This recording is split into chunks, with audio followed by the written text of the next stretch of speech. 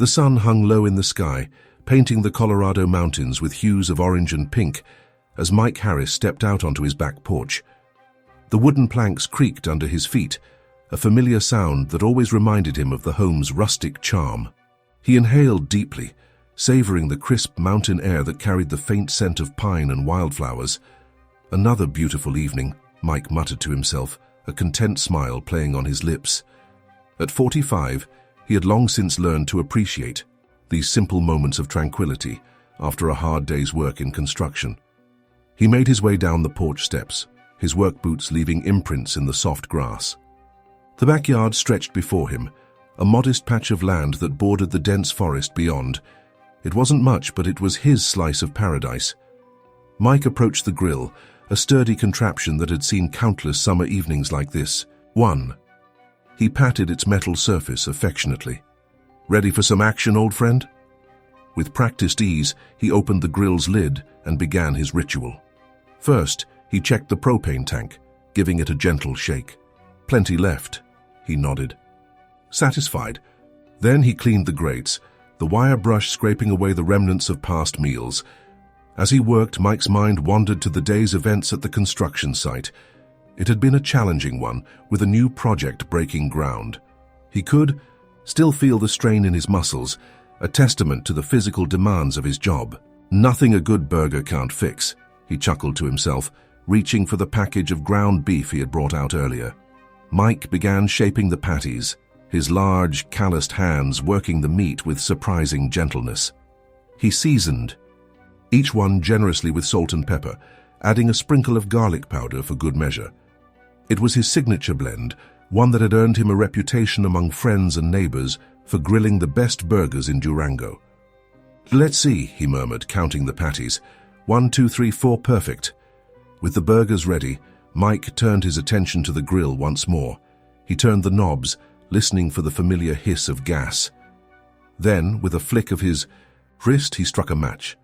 The grill ignited with a satisfying whoosh, blue flames dancing beneath the grates. "There we go," Mike grinned, closing the lid to let it heat up.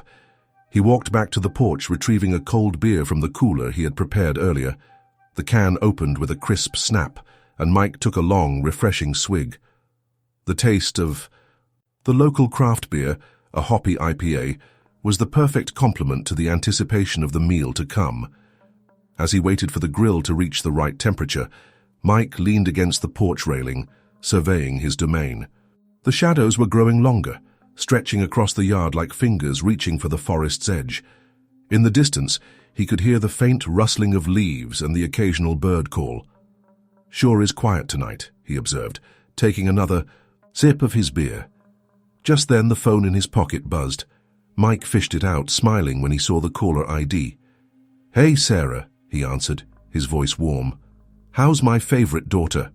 "Dad." "I'm your only daughter," came the playful response. "Just checking in to see how you're doing. Mom said you had a big day at work." Mike chuckled, touched by his daughter's thoughtfulness. "It was a doozy, all right, but nothing your old man can't handle. How's college treating you?" As Sarah launched into a detailed account of her latest adventures in higher education, Mike listened attentively, offering the occasional word of encouragement or advice. These calls had become a cherished routine since she had left for school, a way to bridge the distance between them. "Sounds like you're keeping busy," Mike said proudly when she finished. "Listen, I've got to go check on the grill, but why don't you come home this weekend? I'll fire up the barbecue, make those burgers you love." Tempting," Sarah replied. "I'll check my schedule and let you know. Love you, Dad." "Love you too, sweetie. Take care." As Mike ended the call, he felt a familiar pang of nostalgia. It seemed like only yesterday that Sarah had been running around this very backyard, her pigtails bouncing as she chased butterflies. Now she was off conquering the world, one college class at a time. Shaking off the sentimental mood, Mike returned his attention to the task at hand. The grill had reached the perfect temperature, the heat shimmering visibly above the closed lid. He carefully placed each patty on the hot grates, listening to the satisfying sizzle as the meat made contact. "Music to my ears," he grinned, inhaling deeply. The aroma of cooking beef began to fill the air, rich and enticing. As the burgers cooked, Mike busied himself with preparing the rest of the meal. He sliced tomatoes and onions, their crisp texture a counterpoint to the sizzling meat. Lettuce leaves were washed and patted dry, and buns were laid out, ready to be toasted at the last minute. Every few minutes he would lift the grill's lid, checking on the progress of the burgers. Each time, a cloud of fragrant smoke would billow out, carrying with it the promise of a delicious meal. "Almost there," Mike muttered, flipping the patties with expert precision. The undersides were a perfect golden brown, crisscrossed with char marks from the grill. As he closed the lid once more, a sudden gust of wind swept through the yard, rustling the leaves of the nearby trees. Mike paused, his senses suddenly alert.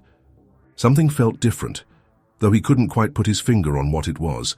He scanned the tree line, half expecting to see a deer or perhaps a neighbor's dog that had wandered too far.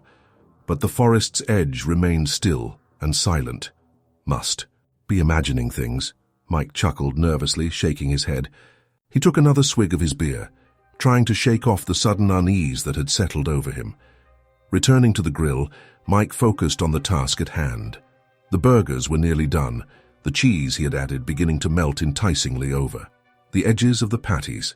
He toasted the buns quickly, giving them just enough time on the grill to develop a slight crunch. As he assembled the burgers, adding a generous dollop of his homemade barbecue sauce to each one, Mike couldn't help but feel a sense of pride. These were more than just meals, they were a labor of love, a way to bring people together. "Wish Sarah was here to enjoy these," he said softly, placing the finished burgers on a large platter.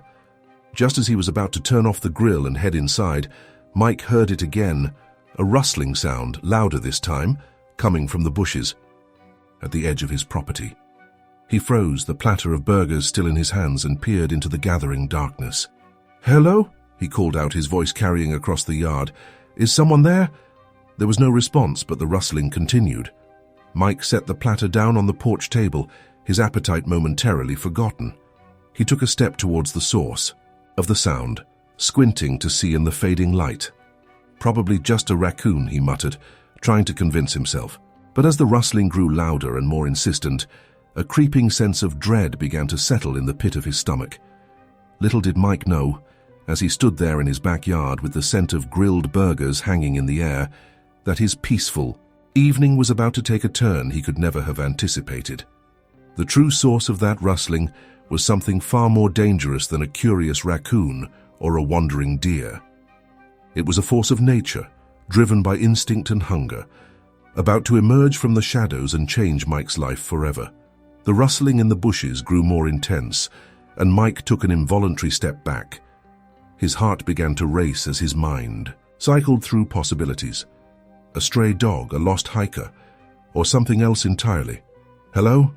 he called out again, his voice wavering slightly. "If someone's there, this isn't funny." The silence that followed was deafening.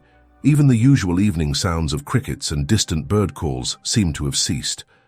Mike's eyes darted around the yard, searching for anything out of place. The grill continued to emit a thin stream of smoke, the scent of cooked meat hanging heavy in the air. Suddenly, the bushes at the edge of the property parted. Mike's breath caught in his throat as a massive form emerged from the shadows. At first, it was just a dark shape, difficult to discern in the fading light. But as it lumbered forward, the last rays of the setting sun illuminated its features. A bear. A large black bear. Mike felt his knees go weak. He had lived in Colorado for years and had seen bears before, but always from a safe distance or through the window of his truck. Never like this. Never in his own backyard. The bear's nose twitched, clearly drawn by the aroma of the freshly grilled burgers. Its beady eyes locked onto Mike, regarding him with what seemed like curiosity rather than immediate aggression. "Easy. There, big fella," Mike said softly, his voice barely above a whisper. He knew he should back away slowly, make his way to the house without turning his back on the animal, but his feet felt rooted to the spot. The bear took another step forward, its massive paws leaving indentations in the soft grass. It was close enough now that Mike could see the texture of its fur, the way its muscles rippled beneath its thick coat. Mike's mind raced, trying to remember everything he'd ever learned about bear encounters. Don't run, make yourself look big, make noise. But in the face of this primal fear, all that knowledge seemed to evaporate. "Hey!" he shouted suddenly, his voice cracking. "Get out of here." The bear flinched at the sudden noise but didn't retreat. Instead, it rose slightly on its hind legs, sniffing the air more intently. Mike realized with a sinking feeling that his attempt to scare the animal had only made it more curious. Slowly, carefully, Mike began to edge towards the porch. His eyes never left the bear, watching for any sign of aggression. The distance to safety seemed impossibly vast. "That's right," he murmured, taking another small step. "You just stay there. No need to come any closer." As if in defiance of his words, the bear dropped back to all fours and ambled forward. Its gait was surprisingly quick for such a large animal, covering ground with alarming speed. Mike's retreat became less measured. He stumbled backward, nearly tripping over his own feet in his haste. The bear was now between him and the house, cutting off his escape route. "Help!" he yelled, hoping against hope that a neighbor might hear. "Someone help!" But his cries seemed to bounce off the surrounding mountains, echoing back to him mockingly. Out here on the edge of the wilderness, help could be miles away. The bear, startled by Mike's shout, hesitated for a moment. It swung its massive head from side to side, as if trying to decide what to do next. Mike held his breath, praying that the animal would lose interest and wander back into the forest. For a heartbeat, it seemed like his prayers might be answered. The bear took a step back, its attention drawn to something in the distance. Mike felt a glimmer of hope. But then the wind shifted. A fresh wave of the burger's aroma wafted across the yard, and the bear's head snapped back towards Mike and the grill. Its nostrils flared, and a low growl rumbled from its throat. "Oh no," Mike whispered, realizing the danger he was in. The bear charged. Mike's survival instincts finally kicked in. He turned and ran, adrenaline surging through his veins. He could hear the bear's heavy breathing behind him, feel the vibration of its pounding feet through the ground. His eyes locked onto the grill, still smoking innocently in the gathering dusk. In a split-second decision, Mike veered towards it. If he could put the hot metal between him and the bear, maybe he'd have a chance. He reached the grill just as the bear closed in. With all his strength, Mike grabbed the edge of the grill and pulled, tipping it over towards the charging animal. The grill crashed to the ground with a deafening clang. Embers scattered across the grass, and the remaining burgers flew through the air. The bear, startled by the sudden obstacle and noise, reared up on its hind legs. Mike stumbled backward, his foot catching on the overturned grill. He felt himself falling, the world tilting crazily around him. His shoulder slammed into the ground, sending a shock of pain through his body. Dazed, Mike looked up to see the bear looming over him. Sad's hot breath washed over his face, smelling of wild berries and raw meat. Mike closed his eyes, certain that this was the end.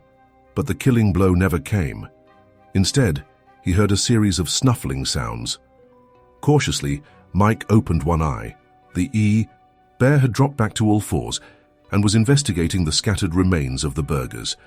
Barely daring to breathe, Mike watched as the bear sniffed at a patty, then scooped it up with its tongue. The animal seemed to consider the taste for a moment before deciding it was acceptable. It began to eat in earnest, devouring the fallen burgers with gusto. Mike's mind whirled. He was still in danger, but the bear's attention was diverted. If he could just get to his feet without attracting its notice. Slowly, painfully, he began to push himself up. His shoulder screamed in protest, and he bit back a groan. The bear's ears twitched at the sound, but it remained focused on its impromptu meal. Mike made it to his knees, then to a crouch. The bear was only a few feet away, still engrossed in the burgers. He took a tentative step backward, then another. Just as he thought he might make it, his heel caught on a root. Mike pinwheeled his arms, trying to regain his balance, but it was too late. He fell backward with a yelp of surprise and pain. The bear's head snapped up, bits of burger clinging to its muzzle. Its eyes locked onto Mike once more, and he felt his heart stop. For a long moment they stared at each other. Man and beast, predator and prey, locked in a silent standoff. Mike could hear his own ragged breathing, see the steam of the bear's breath in the cool evening air. Then, to Mike's utter astonishment, the bear turned away. It lumbered over to the overturned grill, sniffing at the metal curiously. Finding nothing of interest, It began to move towards the edge of the yard. Mike watched, scarcely believing his eyes, as the bear disappeared back into the bushes from which it had emerged. The rustling of leaves faded, and then there was silence. He lay there on the ground, his shoulder throbbing, surrounded by the wreckage of his peaceful evening. The realization of what had just happened began to sink in, and Mike felt a hysterical laugh bubble up in his chest. "I'm alive," he whispered, then louder, "I'm alive." His laughter echoed across the yard, tinged with relief and lingering fear. As the adrenaline began to ebb, Mike became aware of the pain in his shoulder. He touched it gingerly, wincing at the tenderness. Dislocated, maybe. He'd need to get it looked at. Gingerly, he got to his feet, swaying slightly as a wave of dizziness washed over him. The yard was a mess. Overturned grill, scattered embers, and the remnants of his dinner strewn across the grass. Mike stumbled towards the house, his mind still reeling from the encounter. He needed to call someone. The rangers, the police, anyone. They needed to know there was a bear in the area, one bold enough to come right up to a house. As he reached for the door handle, Mike paused and looked back at the yard. In the gathering darkness, it almost looked normal. If it weren't for the overturned grill and the pain in his shoulder, he might have convinced himself it was all a bad dream. But it wasn't a dream. It was real, all too real. And as Mike stepped inside, closing and locking the door behind him, he knew that his peaceful life on the edge of the wilderness would never be quite the same again. Mike's hand trembled as he reached for the phone. On the kitchen counter, the events of the past few minutes replayed in his mind like a surreal movie. He could still feel the bear's hot breath on his face, still smell the musky odor of its fur. His shoulder throbbed with a dull, persistent ache, a painful reminder that what had just transpired was all too real. He dialed 911, his fingers fumbling over the keypad. As the phone rang, Mike peered out the kitchen window, half expecting to see the bear's massive form silhouetted against the deepening twilight. But the yard remained still, the overturned grill the only evidence of the chaos that had unfolded moments ago. "West, what's your emergency?" The operator's calm voice cut through Mike's panicked haze. There was a bear," Mike stammered, realizing how absurd it sounded even as he said it. "In my backyard, it attacked me. Sir, are you safe now? Are you injured?" The operator's tone sharpened with concern. Mike took a deep breath, trying to organize his thoughts. "I'm inside the house now. My shoulder, I think it might be dislocated, but the bear, it's still out there somewhere. It could come back." "I understand, sir. I'm dispatching emergency services to your location now. Can you tell me your address?" As Mike relayed his information, he felt a mix of relief and lingering fear. Help was coming, but the memory of those moments face to face with the bear remained vivid and terrifying. "Emergency services are on their way, sir," the operator assured him. "In the meantime, I need you to stay inside and keep all doors and windows locked. Can you do that for me?" Yes, I can do that," Mike nodded, even though the operator couldn't see him.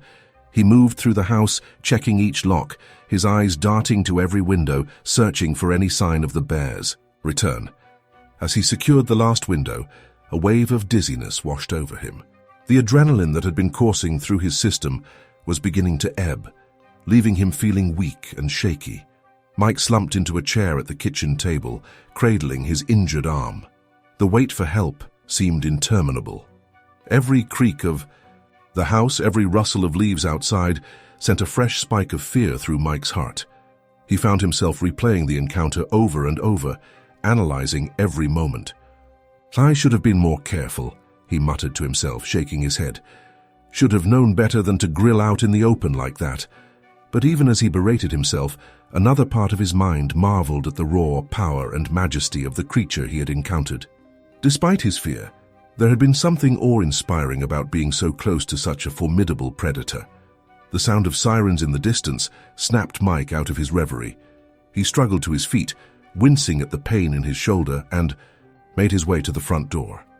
Through the peephole, he could see the flashing lights of emergency vehicles approaching. Relief flooded through him as he opened the door.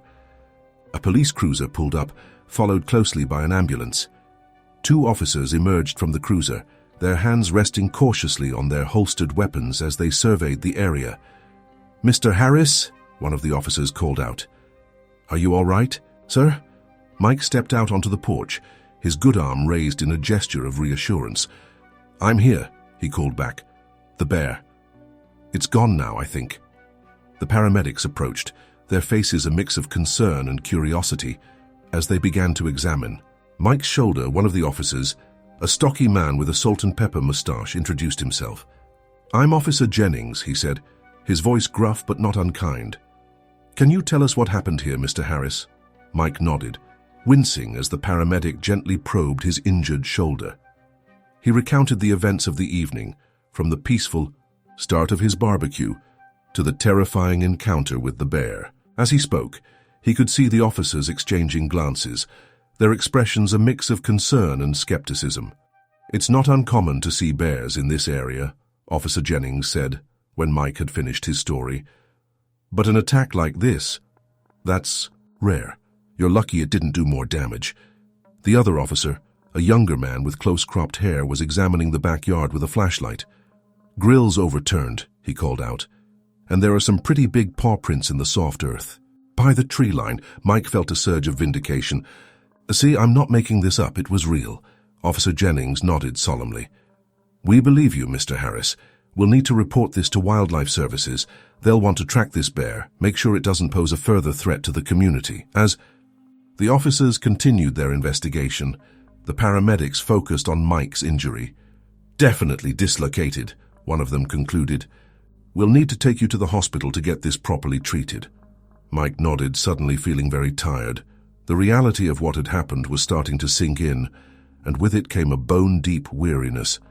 As the paramedics helped him onto a stretcher, he caught sight of his reflection in the ambulance's window. He looked pale and disheveled, a far cry from the confident man who had been looking forward to a quiet evening barbecue just hours ago. As they prepared to leave for the hospital, Officer Jennings approached the ambulance. "We'll need to take a full statement from you later, Mr. Harris," he said. "And just so you know, we'll have patrols in the area tonight, keeping an eye out for the bear. You and your neighbors should be safe." Mike nodded gratefully. "Thank you, officer, I appreciate that." As the ambulance pulled away, Mike leaned back on the stretcher, closing his eyes. The image of the bear, standing mere feet away from him, was burned into his memory.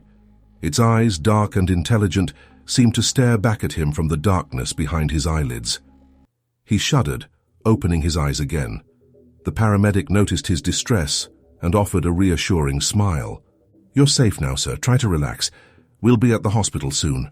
Mike tried to nod, but another wave of dizziness washed over him. As the adrenaline continued to fade, the pain in his shoulder became more pronounced. He gritted his teeth, trying to focus on something, anything else. His mind wandered to Sarah, his daughter. What would she say when she heard about this? Would she be worried, scared? Or would she tease him in that affectionate way she had about becoming a true mountain man? A small chuckle escaped his lips at the thought, surprising both him and the paramedic. "Something funny, Mr. Harris?" the paramedic asked, raising an eyebrow. Mike shook his head slightly. "Just thinking about my daughter," he explained. "She's going to have a field day with this story." The paramedic smiled. "Well, it's certainly not something that happens every day. You'll have quite the tale to tell at your next barbecue." Mike's smile faded at the mention of barbecues. Would he ever feel comfortable grilling in his backyard again? The thought of standing out there, exposed and vulnerable, sent a shiver down his spine. As the ambulance wound its way through the streets of Durango, Mike found himself staring out the small rear window. The familiar landmarks of his town took on a different character in the gathering darkness. Shadows seemed deeper, more menacing. Every patch of darkness could be hiding another bear, another threat. He knew rationally that he was safe now, that bear attacks were rare, and that he had been unlucky, or perhaps lucky, considering he had survived. But something had changed. The boundary between his comfortable civilized life and the wild, unpredictable natural world had been blurred. As the hospital came into view, its brightly lit emergency entrance a beacon of safety and normalcy, Mike made a silent promise to himself. He would heal, he would recover, and he would not let this experience define him or change the way he lived his life. But he would also never forget the moment when he stood face to face with one of nature's most powerful creatures, the moment when he truly understood what it meant to live on the edge of the wilderness. The ambulance came to a stop, and as the doors opened, Mike took a deep breath. Whatever came next, treatment, recovery, dealing with the aftermath, he would face it head-on, just as he had faced the bear. With fear, yes, but also with courage and determination. After all, he was Mike Harris, Colorado native, construction worker, and now survivor of a bear attack. And that, he realized with a mix of pride and humility, was no small thing. The emergency room buzzed with activity as Mike was wheeled in on a stretcher. The bright fluorescent lights were a stark contrast to the darkening evening he'd left behind. Nurses and doctors moved with practiced efficiency, their voices a mix of urgent commands and soothing reassurances. "Bear attack victim coming through," called out one of the paramedics, drawing curious glances from the staff and other patients. Mike felt a flush of embarrassment. He'd never been the center of attention like this before, and part of him wished he could just disappear into the bustling crowd. A doctor approached, her face a mask of professional concern. "Mr. Harris, I'm Dr. Patel. Can you tell me what happened?" Mike took a deep breath, wincing at the pain in his shoulder. "I was grilling in my backyard when a black bear showed up. It came at me. I tried to run, but I fell. That's when I hurt my shoulder." Dr. Patel nodded, her eyes scanning his body for visible injuries. "Any other pain besides the shoulder?" Mike shook his head. "No, just the shoulder. I think it's dislocated. We'll take some x-rays to confirm, but that seems likely given the mechanism of injury," Dr. Patel said. She turned to one of the nurses. "Let's get him to radiology, stat." As they wheeled him towards the x-ray room, Mike's mind wandered back to those terrifying moments in his backyard. He could still hear the bear's heavy breathing, still feel the vibration of its pounding feet through the ground. The memory made his heart race, and he felt a cold sweat break out on his forehead. "Mr. Harris, are you all right?" A nurse's voice broke through his reverie. Mike blinked, realizing he'd been holding his breath. "Yeah, sorry. Just remembering." The nurse's eyes softened with understanding. "That must have been terrifying. But you're safe now. We're going to take good care of you." Mike nodded gratefully, trying to push the memories aside. But as they positioned him for the x-rays, he couldn't help but replay the encounter in his mind. He remembered the moment when the bear had emerged from the bushes, its massive form silhouetted against the dimming sky. There had been a split second, a heartbeat really, when time seemed to stand still. Man and beast locked in a primal stare-down. In that moment, Mike had felt something he'd never experienced before, a pure, instinctual fear that bypassed all rational thought. It was as if every cell in his body was screaming at him to run, to flee, to escape the imminent danger. And yet he'd hesitated. Some part of him, buried deep beneath layers of civilization and modern comforts, had wanted to stand his ground, to face the threat head-on as his ancestors might have done millennia ago. "Mr. Harris, we need you to hold very still now." The x-ray technician's voice pulled him back to the present. Mike complied, gritting his teeth against the pain in his shoulder. As the machine whirred around him, he continued to dissect those crucial moments. When he'd finally decided to run, it had been too late. His foot had caught on the grill, sending him sprawling to the ground. He remembered the feeling of helplessness as he fell, the sickening knowledge that he'd made himself even more vulnerable. "All done," the technician announced. "The doctor will be with you shortly to discuss the results." Back in the ER, Mike found himself in a curtained-off area, waiting. The pain in his shoulder had dulled to a persistent throb, but the emotional turmoil inside him was still in full swing. He pulled out his phone, wincing as he moved his injured arm. There were several missed calls and messages, all from his ex-wife, Linda. With a sigh, he dialed her number. "Mike?" "Oh, thank God." Linda's voice was thick with worry. "The hospital called.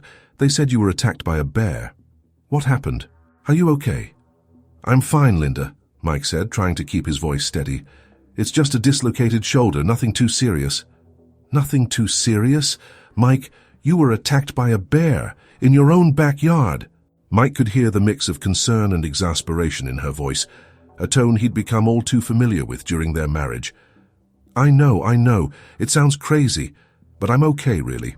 They're taking good care of me here." There was a pause on the other end of the line. When Linda spoke again, her voice was softer. "Do you want me to call Sarah, or should we wait until we know more?" Mike hesitated. The thought of worrying his daughter made his stomach churn. "Let's wait," he said finally. "No need to scare her. Hunt till we have all the facts."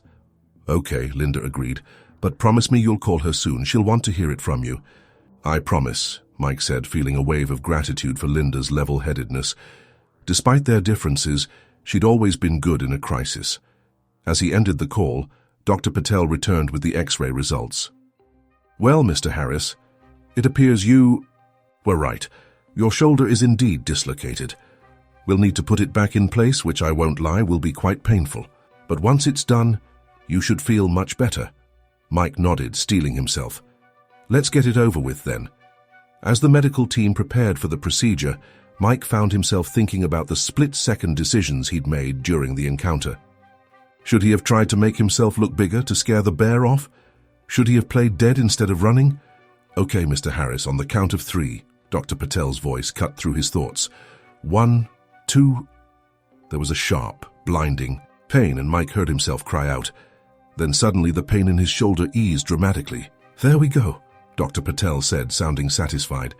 "How does that feel?" Mike rotated his shoulder gingerly. "Much better," he admitted, surprised at the immediate relief. As the doctor explained the aftercare instructions and prescribed some pain medication, Mike found himself drawing parallels between the shoulder relocation and his encounter with the bear. Both had been moments of intense pain and fear, followed by a sudden resolution. But while his shoulder was now on the mend, he knew the psychological impact of the bear encounter would take longer to heal. "Mr. Harris?" Dr. Patel was looking at him expectantly. "Did you hear what I said about follow-up care?" "Sorry, Doc." Mike shook his head, trying to focus. "Could you repeat that?" As Dr. Patel went over the instructions again, Mike made a conscious effort to pay attention. But part of his mind was still back in that yard, still facing down that bear. He knew that in the days and weeks to come, he'd replay those moments over and over. He'd second-guess every decision, wonder about every what-if. But he also knew that he'd survived. He'd faced one of nature's most fearsome predators and lived to tell the tale. As he was discharged from the hospital, arm in a sling and a prescription for pain meds in his pocket, Mike stepped out into the cool night air. The world seemed different somehow, as if the encounter had shifted something fundamental in his perception.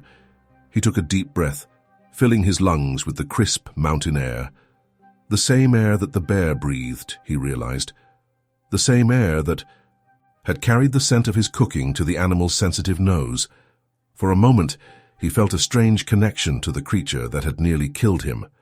They were both just trying to survive, each in their own way. The bear driven by hunger and instinct, Mike by his own human desires and needs. As he hailed a cab to take him home, Mike made a decision. He wouldn't let fear rule him. He wouldn't abandon his love for the outdoors or his connection to this wild, beautiful place he called home. But he would be more aware, more respectful of the delicate balance between human life and the natural world. The cab pulled up, and Mike climbed, in giving his address to the driver. As they pulled away from the hospital, he looked out at the dark silhouettes of the mountains against the night sky. Somewhere out there, the bear was going about its night, unaware of the profound impact it had had on one human's life. Mike leaned, back in his seat, feeling the weight of the day's events settling over him. He was exhausted, sore and shaken. But he was also alive with a new appreciation for the raw power and unpredictability of nature. As the cab wound its way through the familiar streets of Durango, Mike closed his eyes, ready to face whatever challenges the coming days would bring. The cab pulled up to Mike's house, its headlights illuminating the familiar facade. As Mike paid the driver and climbed out, he couldn't help but pause, his eyes drawn to the backyard where just hours ago, his life had nearly ended. "You gonna be okay, mister?" the cab driver asked, noticing Mike's hesitation. Mike nodded, forcing a smile. "Yeah, I'll be fine, thanks for the ride." As the cab drove away, Mike stood at the edge of his property, his heart racing. The yard was dark now, the overturned grill a shadowy lump in the gloom. He took a deep breath, steeling himself, and walked towards his front door. Inside, the house felt different, smaller somehow, less safe. Mike moved through the rooms, turning on lights, as if brightness alone could keep the memories of the attack at bay. But every shadow, every creaking floorboard sent a jolt of adrenaline through his system. He made his way to the kitchen, his good arm reaching for the bottle of whiskey he kept in the top cabinet. As he poured himself a generous measure, his eyes were drawn to the window overlooking the backyard, the scene of the attack. Mike's hand trembled slightly as he raised the glass to his lips. The first sip burned going down, but it brought with it a welcome warmth that spread through his chest. He took another sip, then another, trying to calm his frayed nerves. With the alcohol buzzing in his system, Mike felt a sudden urge to face his fears head-on. He set down his glass and moved to the back door, his hand hesitating on the knob. After a moment's pause, he turned it and stepped out onto the back porch. The cool night air hit him like a slap to the face, carrying with it the sense of pine and damp earth. Mike's eyes scanned the yard, half expecting to see the bear's massive form lurking in the shadows. But the yard was empty, silent except for the gentle rustle of leaves in the breeze. Slowly, cautiously, Mike descended the porch steps. Each creak of wood under his feet sounded impossibly loud in the quiet night. He made his way across the lawn, his feet carrying him to the spot where he had fallen. In the dim light from the porch, Mike could make out the indentations in the soft earth where the bear's paws had landed. He crouched down, his fingers hovering over the prints. They were huge, easily twice the size of his own hand. The memory of the attack came rushing back, vivid and terrifying. Mike could almost feel the bear's hot breath on his face again, smell its musky odor. His heart began to race, and he found himself reliving those moments of pure primal fear. The bear's massive paw had struck with incredible force, sending a shock of pain through Mike's shoulder. He remembered crying out, the sound seeming feeble and insignificant in the face of the bear's power. The impact had sent him sprawling to the ground, leaving him vulnerable and exposed. In that moment, as he lay there with the bear looming over him, Mike had been certain he was going to die.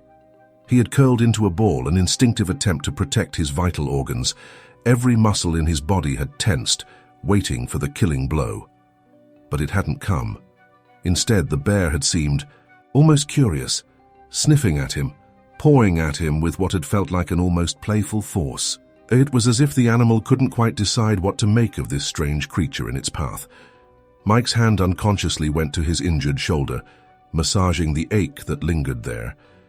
He could still feel the ghost of the bear's touch, the weight of its paw as it had batted him around like a toy. "Why didn't you finish it?" Mike whispered into the darkness, a question directed at the absent bear. "Why did you let me live?" As if in response, a twig snapped somewhere in the shadows beyond the yard. Mike leapt to his feet, his heart pounding in his chest. "Who's there?" he called out, his voice cracking slightly. There was no answer, just the soft rustle of leaves in the night breeze. Mike backed away slowly, his eyes never leaving the tree line. When his back hit the porch railing, he finally turned and hurried inside, locking the door behind him. Back in the safety of his kitchen, Mike poured himself another drink, his hands shaking slightly. The whiskey burned going down, but it helped to steady his nerves. He slumped into a chair at the kitchen table, suddenly feeling every ache and pain from his ordeal. As the adrenaline faded, leaving him feeling drained and vulnerable, Mike's mind wandered to the bear. Where was it now? Was it still in the area, perhaps drawn by the lingering scent of food, or had it moved on, continuing its nightly foraging elsewhere? Mike found himself feeling a strange mix of fear and fascination. The bear had been terrifying, yes, but also magnificent in its raw power and primal beauty. It was a reminder of the wild heart that still beat beneath the veneer of civilization in this mountain town. His reverie was interrupted by the buzz of his phone. It was a text from Sarah. "Dad, just heard what happened. Are you okay? Call me ASAP." Mike sighed, realizing he couldn't put off this conversation any longer. He dialed Sarah's number, bracing himself for the worry and questions he knew were coming. "Dad!" Sarah's voice was a mix of relief and concern. "What happened? Mum said you were attacked by a bear." Mike took a deep breath, trying to keep his voice steady. "I'm okay, sweetheart. It was pretty scary, but I'm all right. Just a dislocated shoulder. Just a dislocated shoulder." "Dad, you could have been killed." Sarah's voice cracked slightly, and Mike could hear the fear behind her words. "No, I know," he said softly. "But I'm okay, really. The doctors patched me up and I'm home now." There was a pause on the other end of the line. When Sarah spoke again, her voice was quieter. "What was it like? The bear, I mean." Mike closed his eyes, the image of the bear vivid in his mind. "It was incredible," he admitted. "Terrifying, but incredible. So powerful. So wild." "Oh, Dad," Sarah sighed. "Only you would find something incredible about nearly being mauled by a bear." Despite everything, Mike found himself chuckling. "Well, you know me, always looking for the silver lining." They talked for a while longer, Sarah extracting a promise from Mike to be more careful in the future. As they said their goodbyes, Mike felt a wave of love and gratitude for his daughter. Her concern, her ability to make him laugh even in the face of this trauma, was a balm to his battered spirit. After hanging up, Mike made his way to the living room, settling into his favorite armchair. The events of the day washed over him, leaving him feeling drained but oddly alive. He had faced death and survived. He had looked into the eyes of one of nature's most fearsome predators and lived to tell the tale. As he drifted off to sleep, his mind filled with images of the bear. In his dreams, he relived the attack, but this time he wasn't afraid. This time he stood his ground, meeting the bear's gaze with a newfound respect and understanding. And as the first light of dawn began to filter through the windows, Mike Harris slept peacefully, a small smile on his face, ready to face whatever challenges the new day might bring. The early morning sunlight filtered through the curtains, casting a warm glow across Mike's living room. He stirred in his armchair, wincing as the movement sent a sharp pain through his injured shoulder. For a moment, he was disoriented, wondering why he had slept in the living room. Then the memories of the previous night came flooding back. The bear, the attack, the hospital visit. Mike groaned as he sat up straighter, his body stiff from spending the night in the chair. He glanced at his watch, 6:30 a.m. Despite the eventful night, his internal clock had woken him at his usual time. Old habits die hard, he thought ruefully. As he made his way to the kitchen to start a pot of coffee, Mike's eyes were drawn to the backyard through the window. In the soft morning light, it looked deceptively peaceful. The overturned grill was the only visible evidence of the chaos that had unfolded there just hours ago. The coffee maker gurgled to life, filling the kitchen with the comforting aroma of brewing coffee. Mike leaned against the counter, his mind replaying the events of the attack. He remembered the moment when the bear had him pinned, its massive form looming over him. In that instant, a memory had flashed through his mind, an old nature documentary he had watched years ago. "Play dead," the narrator's voice had said. "When faced with a grizzly bear attack, your best chance of survival is to play dead." The heat of the moment, with adrenaline coursing through his veins and fear clouding his thoughts, Mike had somehow managed to recall this crucial piece of information. It was as if his survival instinct had kicked in, overriding his panic and guiding his actions. The coffee maker beeped, pulling Mike from his reverie. He poured himself a cup, the warmth of the mug comforting in his hands. As he took his first sip, his phone buzzed on the counter. It was a text from Officer Jennings. "Mr. Harris, hope you're feeling better. We need to take your official statement. Today, can you come down to the station at 10 a.m.? Mike texted back a quick affirmative, then set his phone down with a sigh. He knew he'd have to relive the attack again, answering questions and providing details. The thought made him uneasy, but he understood the necessity. If that bear was still in the area, others needed to be warned. As he finished his coffee, Mike decided to face his fears head-on. He walked to the back door, hesitated for a moment, then stepped out onto the porch. The morning air was crisp and cool, carrying the scent of pine and damp earth. Birds chirped in the nearby trees, their cheerful songs a stark contrast to the terror of the previous night. Mike slowly made his way down the porch steps, his eyes scanning the yard warily. He approached the spot where he had fallen, where he had lain motionless as the bear sniffed and pawed at him. Crouching down, he examined the ground. There, in the soft earth, he could still see the impressions left by the bear's massive paws. "Can't believe I survived this," Mike muttered to himself, shaking his head in disbelief. As he stood there, lost in thought, a voice called out from the direction of his driveway. "Mike, You okay, buddy? Mike turned to see his neighbor, Tom, walking towards him with a concerned look on his face. Tom was in his 60s, a retired forest ranger who had lived next door for as long as Mike could remember. Hey, Tom, Mike called back, forcing a smile. I'm all right, just surveying the damage. Tom reached the fence that separated their properties, his eyes widening as he took in the overturned grill and the general disarray of the yard. I heard about what happened from Linda. A bear attack right here in town. It's hard to believe. Mike nodded, making his way over to the fence. Tell me about it. I'm still trying to wrap my head around it myself. You did the right thing, you know, Tom said, his voice taking on the authoritative tone of his ranger days. Playing dead. It's what saved you. I didn't even think about it, Mike admitted. It just happened. Like my body knew what to do even if my mind was blank with fear. Tom nodded approvingly. That's your survival instinct kicking in. It's hardwired into us, even if we don't use it much these days. You're lucky it kicked in when it did. They stood in silence for a moment, both men contemplating the fine line between life and death that Mike had walked the night before. Finally, Tom spoke again, his voice softer this time. You know, in all my years as a ranger, I only had one close call with a bear. It was a mama grizzly with cubs. I thought I was done for, but somehow I made it out alive. It changes you, an experience like that. Mike looked at his neighbor with newfound respect. How did you deal with it? The fear, I mean. Did you ever feel safe in the woods again? Tom chuckled softly. Oh, it took some time. But you know what? It made me a better ranger. More cautious, more respectful of the wild. And yeah, I did feel safe again, because I learned to read the signs, to understand the animals better. Knowledge is power, Mike. The more you understand about bears, the less you'll fear them. Mike nodded, feeling a glimmer of hope. Maybe he could learn from this experience, become more aware and prepared rather than letting fear rule him.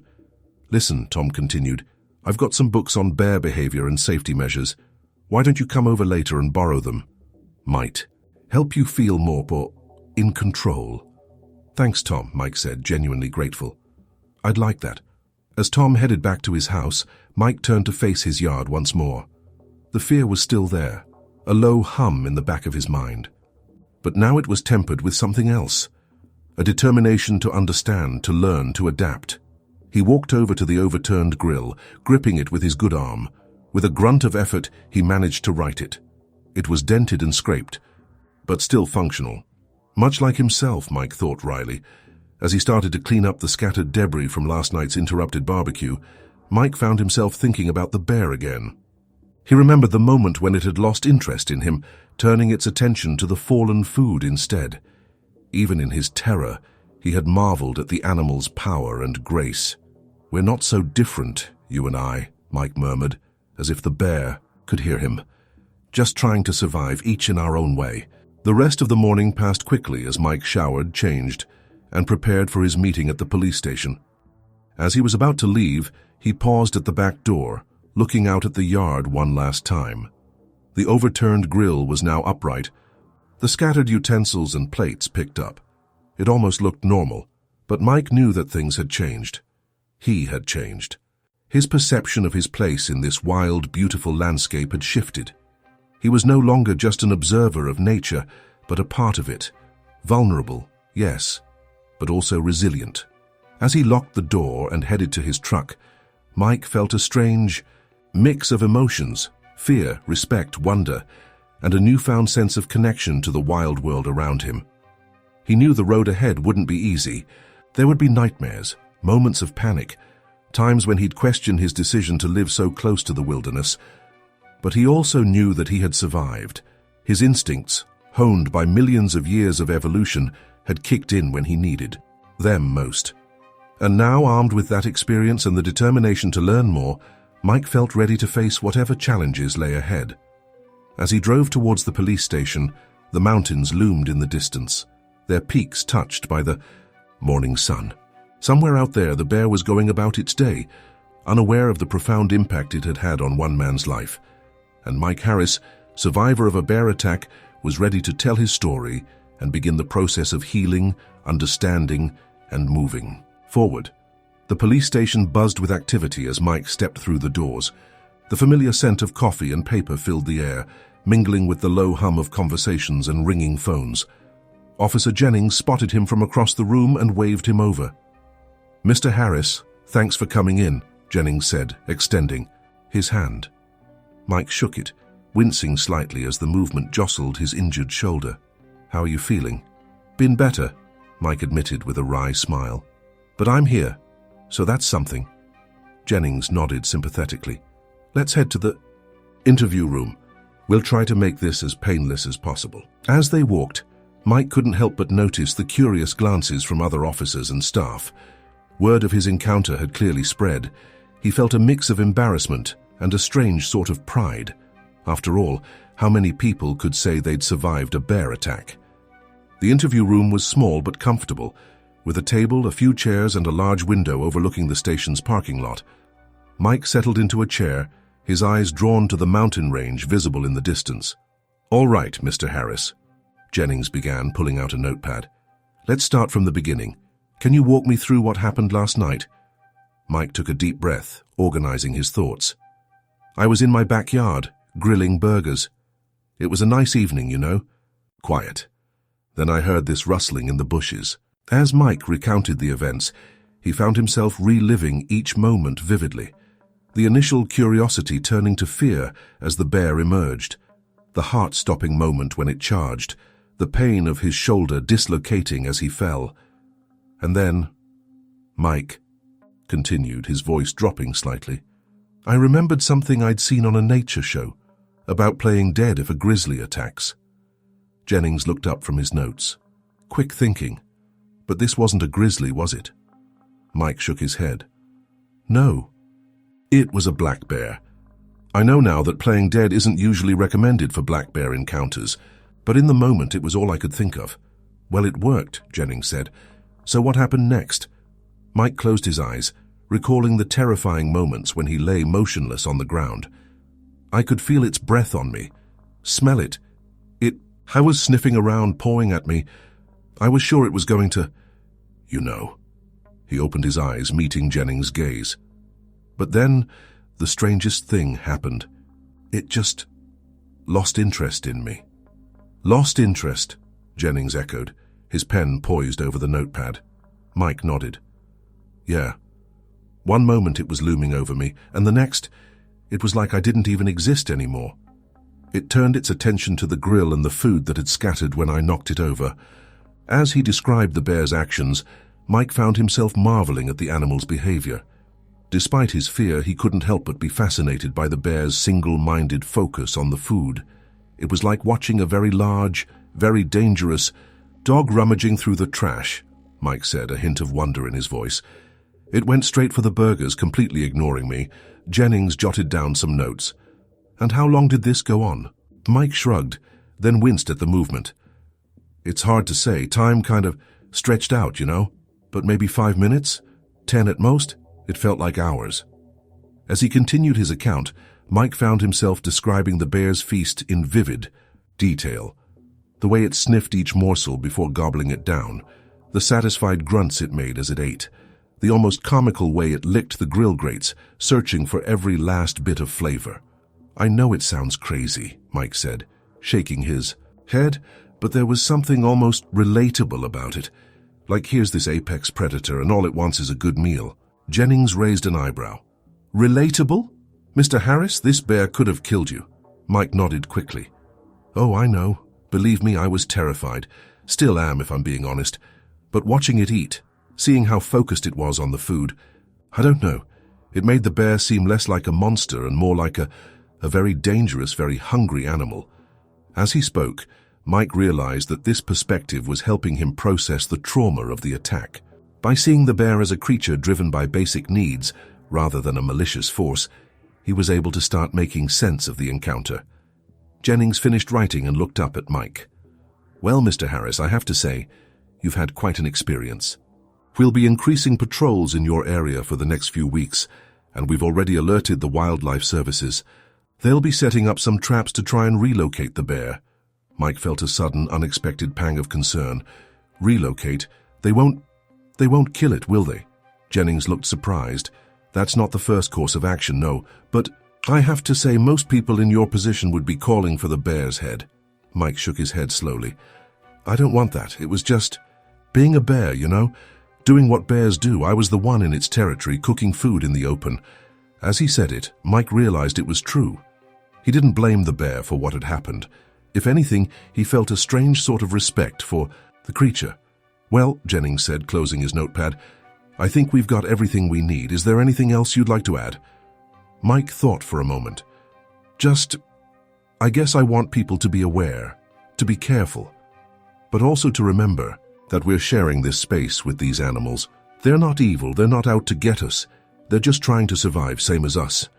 Jennings nodded, standing up. That's a very mature outlook, Mr. Harris. Not everyone would see it that way after what you've been through. As Mike left the police station, he felt a weight lift from his shoulders. Recounting the story had been difficult, but it had also helped him process the events.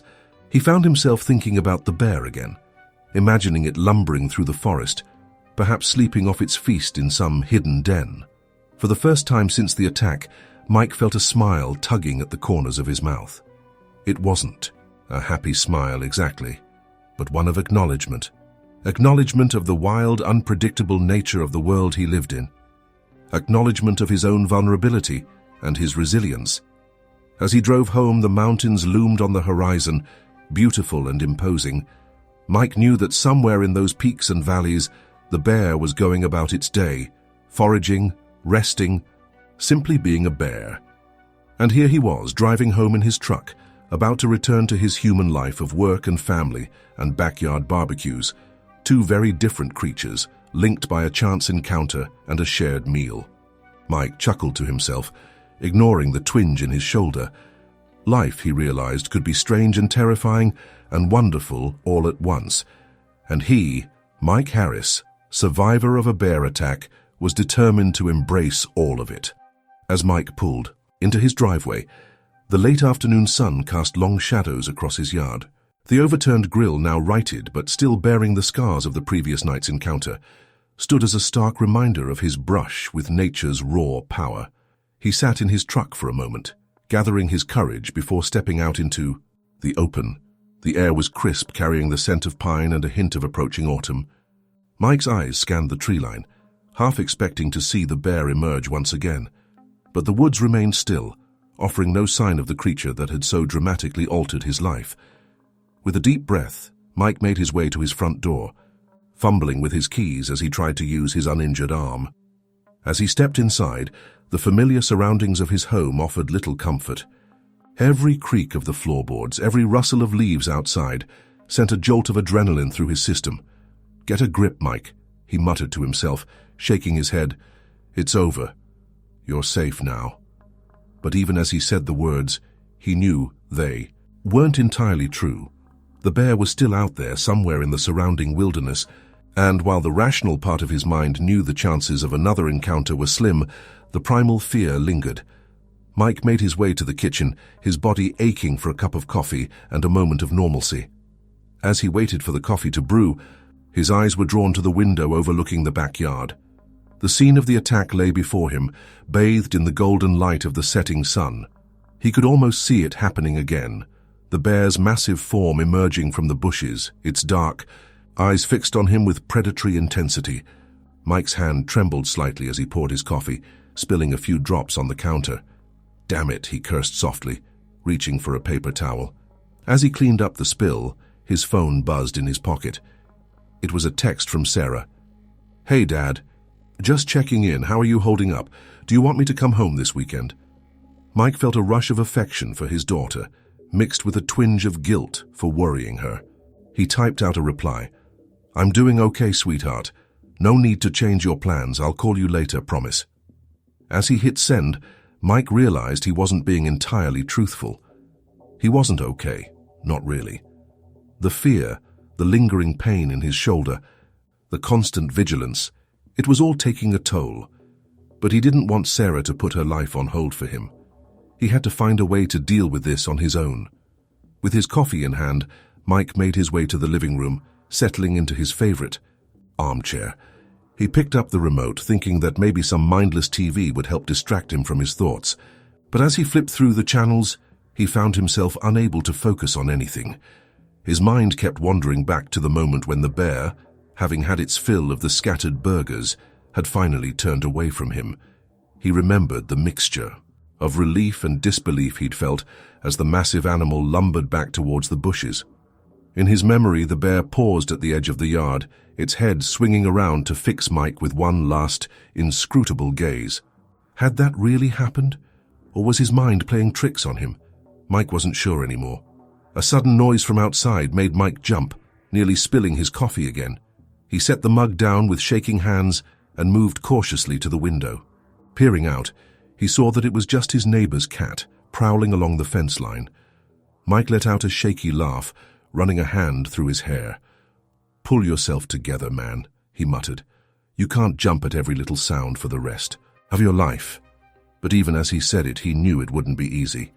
The bear had shattered his sense of security, his comfortable illusion that he was somehow separate from the wild world around him. Now every shadow held potential danger, every unexpected sound a possible threat. As the light outside faded, Mike found himself turning on every lamp in the house, pushing back the encroaching darkness.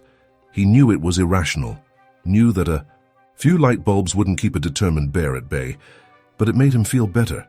Around 8 p.m. there was a knock at the door. Mike froze, his heart racing. Then he heard a familiar voice call out, "Mike, it's Tom. You in there, buddy?" Relieved, Mike made his way to the door and opened it to find his neighbor standing there, a concerned look on his weathered face. "Hey, Tom," Mike said, trying to sound casual. "What brings you by?" Tom held up a paper bag. "Thought you might not feel up to cooking tonight. Brought you some of Martha's lasagna. Best cure for bear attacks, or so I hear," he added with a wry smile. Mike felt a rush of gratitude for his neighbor's thoughtfulness. "Thanks, Tom. That's really kind of you. Do you want to come in?" Tom shook his head. "Nah, I won't intrude. Just wanted to check on you, make sure you're doing okay." Mike hesitated, then decided to be honest. I'm managing. It's not easy, you know. Keep feeling like I'm going to turn around and see that bear standing there." Tom nodded sympathetically. "That's normal, Mike. You've been through a hell of a thing. It'll take time to process it all." They chatted for a few more minutes, Tom offering words of encouragement and a promise to keep an eye out for any bear activity in the neighborhood. As he turned to leave, he paused and looked back at Mike. "Remember what I said yesterday? About knowledge being power?" "I meant it. The more you understand about bears, the less power that fear will have over you." Mike nodded, clutching the bag of lasagna. "Thanks, Tom. I appreciate it. I think I might take you up on those books you offered." After Tom left, Mike heated up the lasagna and sat down to eat. The familiar, comforting flavors helped ground him, reminding him that life went on even after traumatic events. As he ate, he found his gaze drawn again and again to the window, to the darkness beyond. The bear was out there somewhere, going about its bear life, unaware of the profound impact it had had on one human's existence. Mike realized that he was at a crossroads. He could let this experience define him, let the fear rule his life, and drive him away from the home and the wilderness he loved. Or he could face it head-on, learn from it, grow from it. Setting down his fork, Mike reached for his phone and did a quick search. "Bear Safety Classes, Colorado," he typed. As he scrolled through the results, he felt a small spark of determination ignite within him. He couldn't change what had happened. He couldn't erase the memory of those terrifying moments when he'd been at the bear's mercy. But he could choose how to move forward. As he clicked on a link to sign up for a wilderness safety course, Mike felt some of the tension leave his body. He wasn't okay, not yet, but he would be. He would learn, adapt, and find a way to coexist with the wild world around him. The bear had retreated into its domain and Mike had retreated into his. But in time, he hoped, he would find the courage to step back out into the space between, wiser and more prepared for whatever nature might throw his way. The morning after his conversation with Tom, Mike woke up feeling slightly more at ease. The weight of the bear encounter still pressed on his mind, but the prospect of taking action, of learning and preparing, had given him a sense of purpose. He made his way to the kitchen, wincing slightly as he rotated his injured shoulder. The pain was less intense now, but it served as a constant reminder of his brush with nature's power. As he waited for his coffee to brew, Mike's eyes were drawn to the backyard once again. In the soft morning light, it looked deceptively peaceful. The overturned grill had been righted, the scattered debris cleaned up. If it weren't for the lingering ache in his shoulder and the vivid memories replaying in his mind, he might have convinced himself it had all been a bad dream. The coffee. Maker beeped, snapping Mike out of his reverie. As he poured himself a cup, his phone buzzed with an incoming call. It was Sarah. "Hey, sweetheart," Mike answered, trying to keep his voice light and casual. "Dad," Sarah's voice was filled with concern. "How are you really doing?" "And don't say fine, because I know that's not true," Mike sighed, realizing he couldn't hide his feelings from his perceptive daughter. "You're right, I'm not fine, but I'm working on it. I'm going to take some classes on wilderness safety, learn more about bears, try to understand what happened." There was a pause on the other end of the line. When Sarah spoke again, her voice was softer. "That sounds like a good idea, Dad. I'm proud of you for facing this head-on." Mike felt a lump form in his throat. "Thanks, sweetheart, that means a lot." They chatted for a while longer, Sarah filling him in on her college life, and Mike sharing more details about his plans to educate himself. As they were about to hang up, Sarah hesitated. "Dad, I was thinking, maybe I could come home next weekend. We could go through those safety classes together. If you want, I mean." Mike felt a rush of affection for his daughter. "I'd like that, Sarah. I'd like that a lot." After ending the call, Mike felt a renewed sense of determination. He finished his coffee and headed to his home office, booting up his computer. It was time to face the world beyond his four walls. He opened his email, half expecting to see a flood of messages about the bear incident.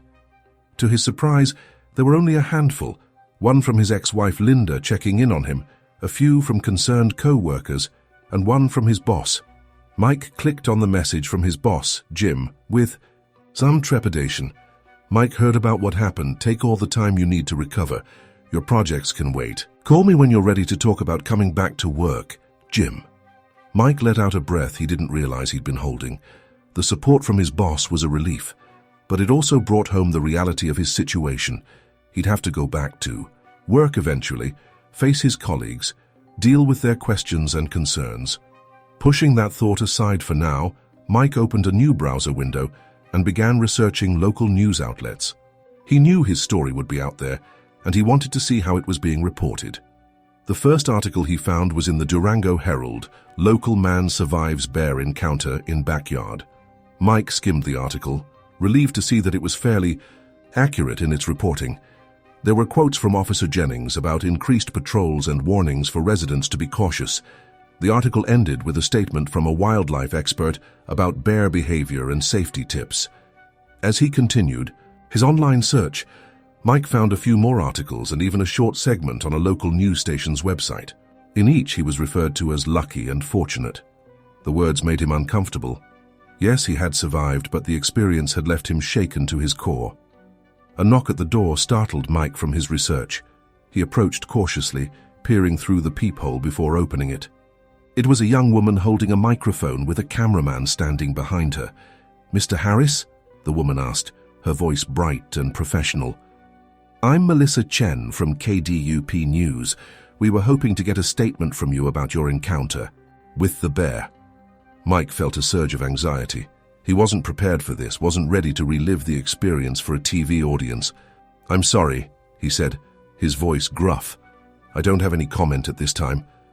The reporter's smile faltered slightly. "But Mr. Harris, your story is incredible. People want to hear about your survival. It could help raise awareness about bear safety in our community." Mike hesitated. She had a point. If sharing his experience could help others stay safe, wasn't that worth the discomfort? But the thought of standing in front of a camera, recounting those terrifying moments, made his stomach churn. "I appreciate what you're trying to do," Mike said slowly, "but I'm still processing what happened. I'm not ready to talk about it on camera. Maybe in a few weeks, once I've had some time." The reporter nodded, looking disappointed but understanding. "Of course, Mr. Harris. Here's my card. Please call us if you change your mind. We'd be happy to share your story whenever you're ready." As Mike closed the door, he leaned against it, his heart racing. The encounter with the reporter had left him feeling exposed, vulnerable. But it had also sparked an idea. He returned to his computer and opened a blank document. Slowly, hesitantly at first, he began to type. He wrote about the peaceful evening that had turned into a nightmare, about the fear that had coursed through him when he saw the bear, about the instinct that had kicked in, telling him to play dead. As he wrote, Mike found the words flowing more easily. He described the bear's curiosity, its focus on the food rather than on him. He wrote about the strange mix of terror and awe he had felt, lying there on the ground as this powerful creature loomed over him. Hours passed as Mike poured his experience onto the page. When he finally stopped, his shoulder aching from the prolonged typing, he had several pages of raw, honest narrative. It wasn't polished or professional, but it was real. It was his story. Mike sat back, exhaling slowly. He wasn't sure what he would do with this account. Maybe he'd share it with Sarah when she visited. Maybe someday he'd feel ready to share it more widely, to help others understand the reality of living in bear country. For now, though, the act of writing it down had been cathartic. It helped him organize his thoughts, confront his fears, and begin to make sense of what had happened to him. As the day turned to evening, Mike felt a shift within himself. The fear was still there, a low hum in the back of his mind. But alongside, it was something new, a determination to learn, to adapt, to coexist with the wild world around him. He glanced out the window at his backyard, the scene of his terrifying encounter. In the fading light, he could almost imagine the bear out there, going about its evening routine, unaware of the profound impact it had had on one man's life. Mike Harris, survivor of a bear attack, turned away from the window and back to his computer. He had research to do, classes to sign up for, a life to reclaim. The bear had retreated into its world, and Mike was ready to step back into his. Changed, shaken, but ultimately undefeated. The weeks following the bear attack passed in a blur for Mike Harris. His days were filled with physical therapy sessions for his injured shoulder, meetings with his therapist to process the emotional trauma, and hours spent poring over books and online resources about bear behavior and wilderness safety. On a crisp Saturday morning, exactly 1 month after the incident, Mike stood in his backyard, coffee mug in hand, surveying the scene. The grill had been repaired, the lawn mowed, and all visible signs of the attack had been erased. Yet in his mind's eye he could still see the bear's massive form emerging from the bushes, could still feel the terror that had gripped him in that moment. "You okay out there, Dad?" Sarah's voice called from the kitchen window, pulling Mike from his reverie. "Yeah, sweetheart. Just thinking," he replied, offering a smile to his daughter who had come home for the weekend as promised. Sarah joined him in the yard, her own mug of coffee steaming in the cool morning air. "What's on your mind?" Mike took a deep breath, his eyes scanning the tree line. "Just reflecting, I guess, on how much has changed and how much hasn't." Sarah nodded, following her father's gaze. "So you've come a long way, Dad. Remember how you couldn't even step out here without breaking into a cold sweat?" Mike chuckled softly. "Yeah, I remember. Still get a little jittery sometimes, but it's getting better." They stood in companionable silence for a moment, sipping their coffee and listening to the birds chirping in the nearby trees. The peacefulness of the morning was a stark contrast to the chaos of that fateful night. "You know," Mike said, breaking the silence, "I've been thinking about sharing my story. Maybe doing an interview with that local news station that keeps calling." Sarah turned to him, eyebrows raised in surprise. "Really? Are you sure you're ready for that?" Mike nodded slowly. "I think so. If it can help even one person be more prepared, more aware, well, it might make this whole ordeal worth something, you know." Sarah smiled, reaching out to squeeze her father's arm. "I think that's really brave, Dad, and I'm proud of you." Later that day, Mike sat across from Melissa Chen, the reporter, from KDUP News in his living room. The cameraman adjusted his equipment as Melissa reviewed her notes. "Are you ready, Mr. Harris?" Melissa asked, her tone professional but kind. Mike took a deep breath, nodding. "As ready as I'll ever be." The camera's red light blinked on, and Melissa began. "I'm here with Mike Harris, a local resident who survived a harrowing encounter with a black bear in his own backyard just 1 month ago. Mr. Harris, can you take us through what happened that night?" Mike recounted the events of the attack, his voice steady despite the emotion behind his words. He described the initial shock of seeing the bear, the instinctive decision to play dead, and the terrifying moments when the bear loomed over him. What was going through your mind during those moments? Melissa asked. Mike paused, considering. Honestly, at first it was just pure terror. But then, as I lay there feeling the bear's breath on me, hearing it snuffle around, there was this strange sense of awe. This was a wild creature, doing what came naturally to it. I was just an obstacle in its path to food. As the interview continued, Mike shared the lessons he'd learned in the aftermath of the attack. He spoke about the importance of bear-proofing homes, of making noise while hiking, of carrying bear spray in bear country. What would you say to others who live in areas where bear encounters are possible? Melissa asked. Mike leaned forward, his expression serious. I'd say respect the wild. We share this beautiful place with these animals, and it's on us to be responsible. Learn about bear behavior, take precautions, but don't let fear keep you from enjoying nature.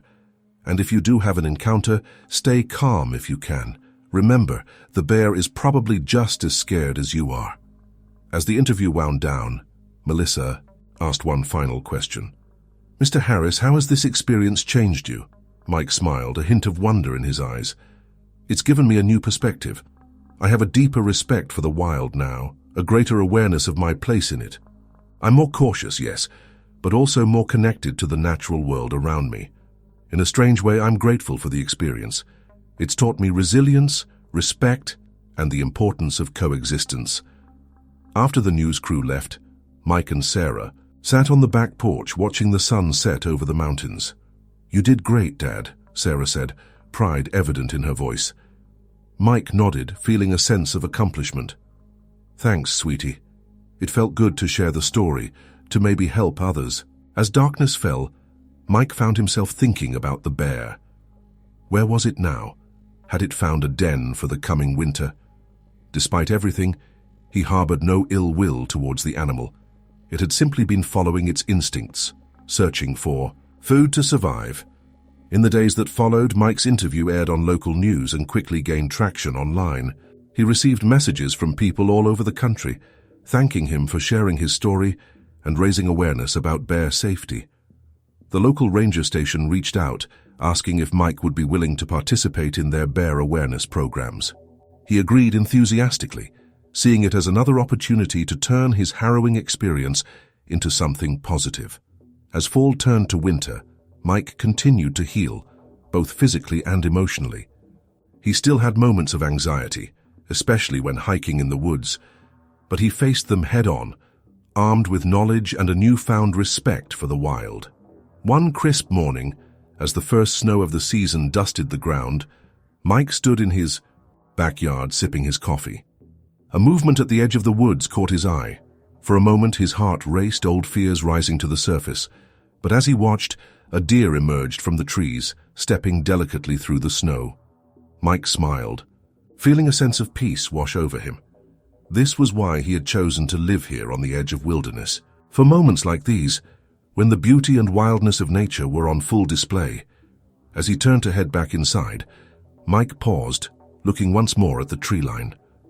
Somewhere out there, the bear that had changed his life was probably settling in for its long winter sleep.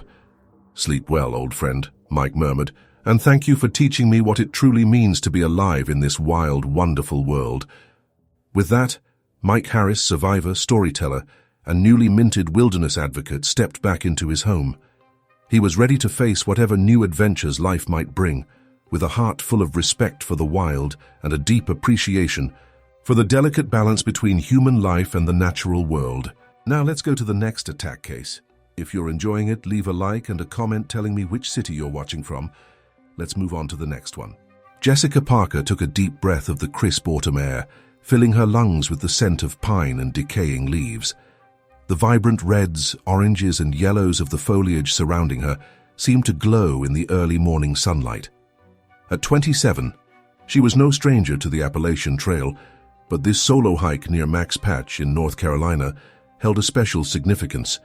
It was her first extended trip since starting her graduate program in environmental science at the University of North Carolina, Asheville. As she adjusted her backpack straps, Jessica couldn't help but smile. The weight of her gear felt reassuring, a tangible reminder of her preparedness for the journey ahead. She had meticulously planned this trip for weeks, poring over trail maps and checking weather forecasts.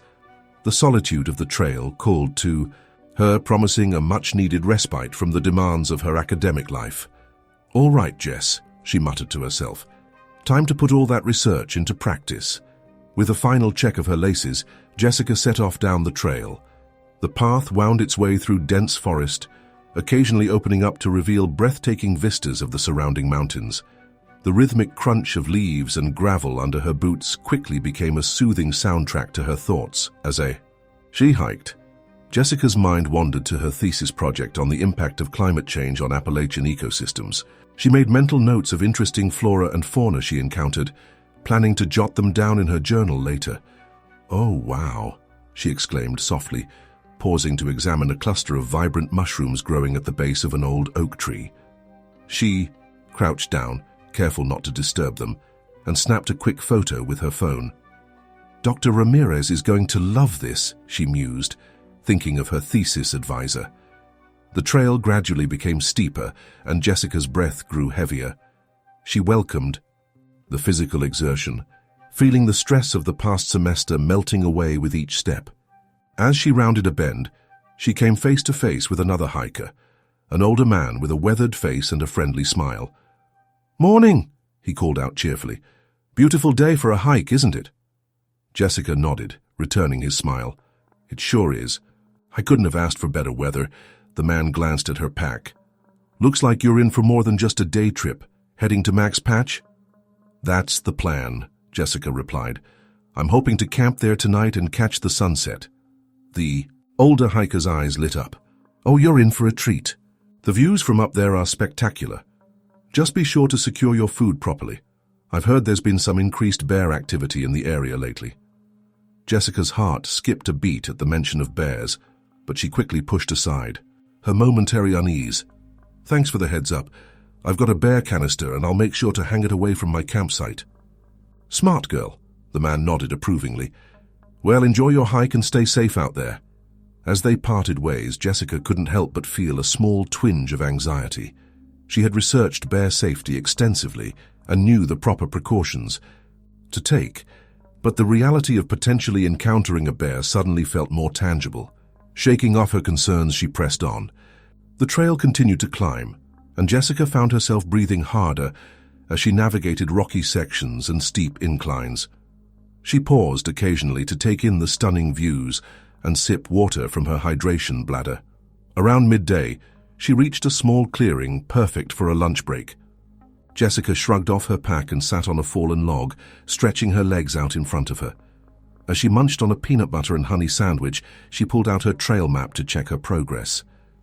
"Not bad, Jess," she said to herself, tracing her finger along the route. "Another 5 miles or so to Max Patch, plenty of time before sunset." As she ate, Jessica noticed movement in the underbrush at the edge of the clearing. Her heart raced for a moment before a small rabbit hopped into view. She chuckled at her own jumpiness. "Get it together, girl. You're out here to enjoy nature, not fear it." After finishing her lunch and refilling her water from a nearby stream, using her filter, of course, Jessica shouldered her pack once more and set off. The afternoon sun filtered through the canopy, creating a dappled pattern on the forest floor. She found herself falling into a comfortable rhythm, her mind clear and focused on the present moment. As the day wore on, Jessica's legs began to tire, but her spirits remained high. The anticipation of reaching Max Patch and setting up camp spurred her onward. She hummed softly to herself, a habit she'd picked up on previous hikes to ward off the occasional loneliness of solo trekking. About an hour before sunset, the trail began to open up, the dense forest giving way to rolling meadows. Jessica's pace quickened as she recognized the approach to Max Patch. As she crested the final hill, her breath caught in her throat. The summit of Max Patch spread out before her, a vast, bald mountain top covered in golden grass swaying gently in the evening breeze. The 360-degree views of the surrounding mountains were even more spectacular than she had imagined. The setting sun painted the sky in brilliant hues of pink and orange, casting long shadows across the landscape. "Oh my God," Jessica whispered, awestruck by the beauty surrounding her. She fumbled for her phone, snapping several photos, though she knew they could never truly capture the majesty of the moment. Finding a suitable spot to pitch her tent, Jessica efficiently set up her campsite. She was careful to place her bear canister with her food and scented items a good distance away, remembering the warning from the hiker she'd met earlier. As she worked, she couldn't shake the feeling of being watched, though she saw no signs of wildlife beyond a few chirping birds. With her tent secured and sleeping bag rolled out, Jessica settled on a rocky outcropping to watch the sun dip below the horizon. The fading light transformed the landscape, lending an almost otherworldly quality to the rolling hills and distant peaks. As darkness fell, a chill crept into the air. Jessica pulled on an extra layer and snuggled deeper into her sleeping bag, gazing up at the star-filled sky. The Milky Way stretched across the heavens, more vivid than she'd ever seen it back in Asheville. "This is why I do this," she murmured, feeling a profound sense of connection to the natural world around her. "This is what it's all about." As her eyelids grew heavy, Jessica zipped up her tent and snuggled into her sleeping bag. The sounds of the night, chirping crickets, a distant owl hoot, and the rustle of wind through the grass lulled her towards sleep. Her last thoughts before drifting off were of the day's journey and the adventures still to come. Little did Jessica know that her peaceful slumber would be shattered in the early hours of the morning, as the wilderness she so loved would reveal its more dangerous side. For now, though, she slept soundly, blissfully unaware of the harrowing encounter that awaited her. The sun had climbed high in the sky by the time Jessica emerged from her tent the next morning. She stretched languidly, working out the kinks from a night spent on the hard ground. Despite the less than luxurious sleeping arrangements, she felt refreshed and eager to continue her journey. "Another beautiful day," she said to herself, surveying the stunning panorama of Max Patch. The morning light bathed the rolling hills in a soft golden glow, and a light mist clung to the distant valleys. After a quick breakfast of instant oatmeal and strong coffee, Jessica broke camp efficiently. She double-checked her map, plotting out the day's route. Her plan was to cover about 12 miles, ending at a well-maintained shelter just off the main trail. As she shouldered her pack and set off, Jessica felt a growing sense of excitement. This section of the trail was new to her, and she looked forward to exploring unfamiliar terrain. The path led her down from the exposed summit of Max Patch and back into the dense forest. The morning passed quickly as Jessica made good time along the well-maintained trail. She paused occasionally to admire particularly striking views or interesting plants, snapping photos with her phone to share with her fellow grad students later. Around midday, as she was crossing a small stream, something caught Jessica's eye. On the muddy bank, clearly visible, was a large paw print. Her heart rate quickened as she crouched down to examine it more closely. "That's definitely a bear print," she murmured, her fingers hovering just above the impression in the mud. It was larger than she had expected, the clear outlines of claws visible at the tips of the toes. Jessica stood up slowly, suddenly very aware of her surroundings. She scanned the forest around her, half expecting to see a bear watching her from the shadows. But the woods remained still and peaceful, disturbed only by the gentle rustling of leaves in the breeze. Taking a deep breath to calm her nerves, Jessica reminded herself of the bear safety protocols she had studied. "Okay, Jess, stay calm. Make noise, travel in groups when possible, and keep your food secured. You've got this." With renewed caution, Jessica continued down the trail, now paying much closer attention to her surroundings. She began to notice signs of bear activity that she might have overlooked before. Overturned rocks, scratched tree trunks, and areas where the underbrush had been trampled. As the afternoon wore on, Jessica's heightened awareness began to take its toll. Every snapping twig or rustle in the bushes made her jump, her imagination conjuring images of lurking bears. She found herself singing softly under her breath, a habit she had picked up to make noise on the trail and avoid surprising any wildlife. "Hey bear, no bear, don't want to meet a bear," she sang tunelessly, feeling slightly foolish but comforted by the sound of her own voice breaking the silence of the forest. About an hour before sunset, Jessica rounded a bend in the trail and came face to face with a sight that stopped her in her tracks. A large birch tree stood about 20 feet off, the trail, its pale bark scored with deep claw marks. The scratches extended well above Jessica's head, a stark reminder of the size and power of the creatures that shared these woods. "Holy shit," Jessica breathed, her eyes wide as she approached the tree. She reached out a tentative hand to touch the gouges in the bark, feeling the rough edges where the bear's claws had torn into the wood.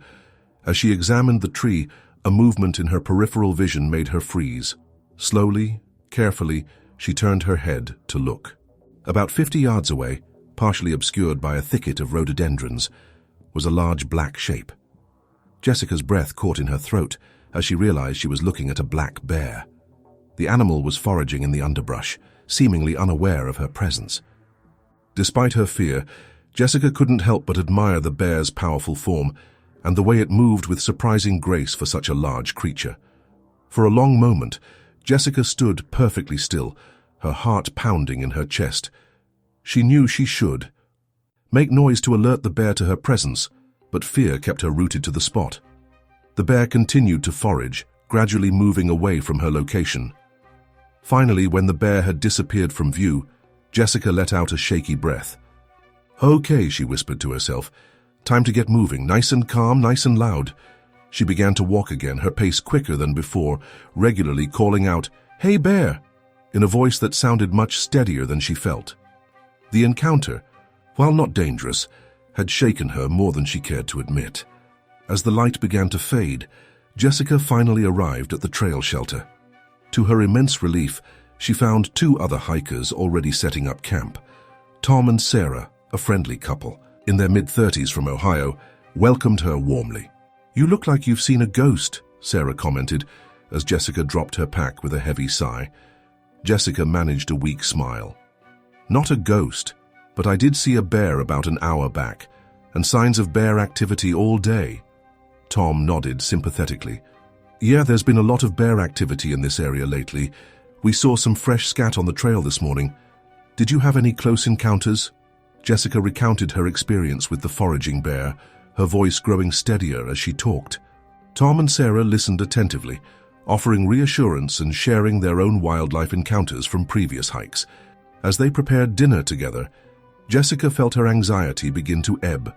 The presence of other people and the camaraderie of shared experiences helped to put the day's events into perspective. "You know," Tom said as they sat around a small campfire after dinner, "bears are generally pretty shy. They usually want to avoid humans as much as we want to avoid them." Sarah nodded in agreement. "Exactly. And you did the right thing by making noise on the trail. That's the best way to avoid surprising them." Jessica smiled, feeling more at ease. "Thanks, guys. I know all this intellectually, but it's different when you're out there alone and actually see one." As they turned in for the night, Jessica felt a mix of emotions. The day's hike had been beautiful and exhilarating, but the bear encounters had added an edge of danger that she hadn't anticipated. As she snuggled into her sleeping bag, she tried to focus on the positive aspects of the day, the stunning views, the sense of accomplishment, and the new friends she had made. Just before drifting off to sleep, Jessica made a mental note to be extra vigilant about securing her food and scented items. With the increased bear activity in the area, she knew she couldn't be too careful. Little did she know that despite her precautions, her most harrowing encounter with the local wildlife was yet to come. The next morning, Jessica awoke to the sound of rustling in the shelter. Tom and Sarah were already up, quietly packing their gear. The pre-dawn light cast a bluish hue over everything, giving the forest an ethereal quality. "Morning, Jess," Sarah whispered, noticing Jessica stirring. "Sorry if we woke you. We're trying to get an early start." Jessica sat up, rubbing the sleep from her eyes. "No worries, I should probably get moving too. Thanks again for the company last night." As she packed up her own gear, Jessica felt a renewed sense of determination. The nervousness from yesterday's bear sightings had faded, replaced by a cautious respect for the wilderness around her. After a quick breakfast and a round of goodbyes with Tom and Sarah, Jessica set off down the trail. The couple had decided to take a different route, leaving Jessica alone once again. As she hiked, she found herself paying closer attention to her surroundings, noting every rustle in the underbrush and scanning the trees for signs of wildlife. The day progressed smoothly, with Jessica making good time along the well-maintained trail. By mid-afternoon, she had covered a significant distance and was feeling confident about reaching her planned campsite before nightfall. As the sun began its descent towards the horizon, painting the sky in vibrant oranges and pinks, Jessica started to look for a suitable spot to make camp. The trail had been winding through increasingly dense forest, and she was eager to find a clearing with a good view of the sky. After about 20 minutes of searching, she came across a small clearing that seemed perfect. It was set back a bit from the main trail, offering some privacy, and had a flat area ideal for pitching her tent. A fallen log near the edge of the clearing would serve as a convenient seat for cooking and eating. "This'll do nicely," Jessica murmured to herself as she shrugged off her backpack. She set about making camp with practiced efficiency, first pitching her tent, and then gathering some small branches for a modest campfire. As she worked, she couldn't shake the feeling of being watched. Every so often, she would pause and scan the tree line, but saw nothing out of the ordinary.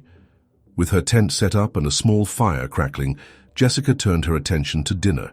She pulled out her camping stove and a pouch of freeze-dried beef stew, along with a chocolate bar for dessert. As she waited for her stew to rehydrate, Jessica took out her journal and began to jot down her observations from the day. She had seen some interesting flora that she wanted to research further when she got back to civilization.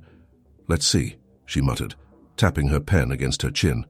There was that cluster of ghost pipe near the creek, and those interesting fungi on the fallen oak. A sudden snap of a twig in the forest made her head jerk up. The sun had nearly set now, casting long shadows across the clearing. Jessica squinted into the gathering darkness, her heart rate quickening.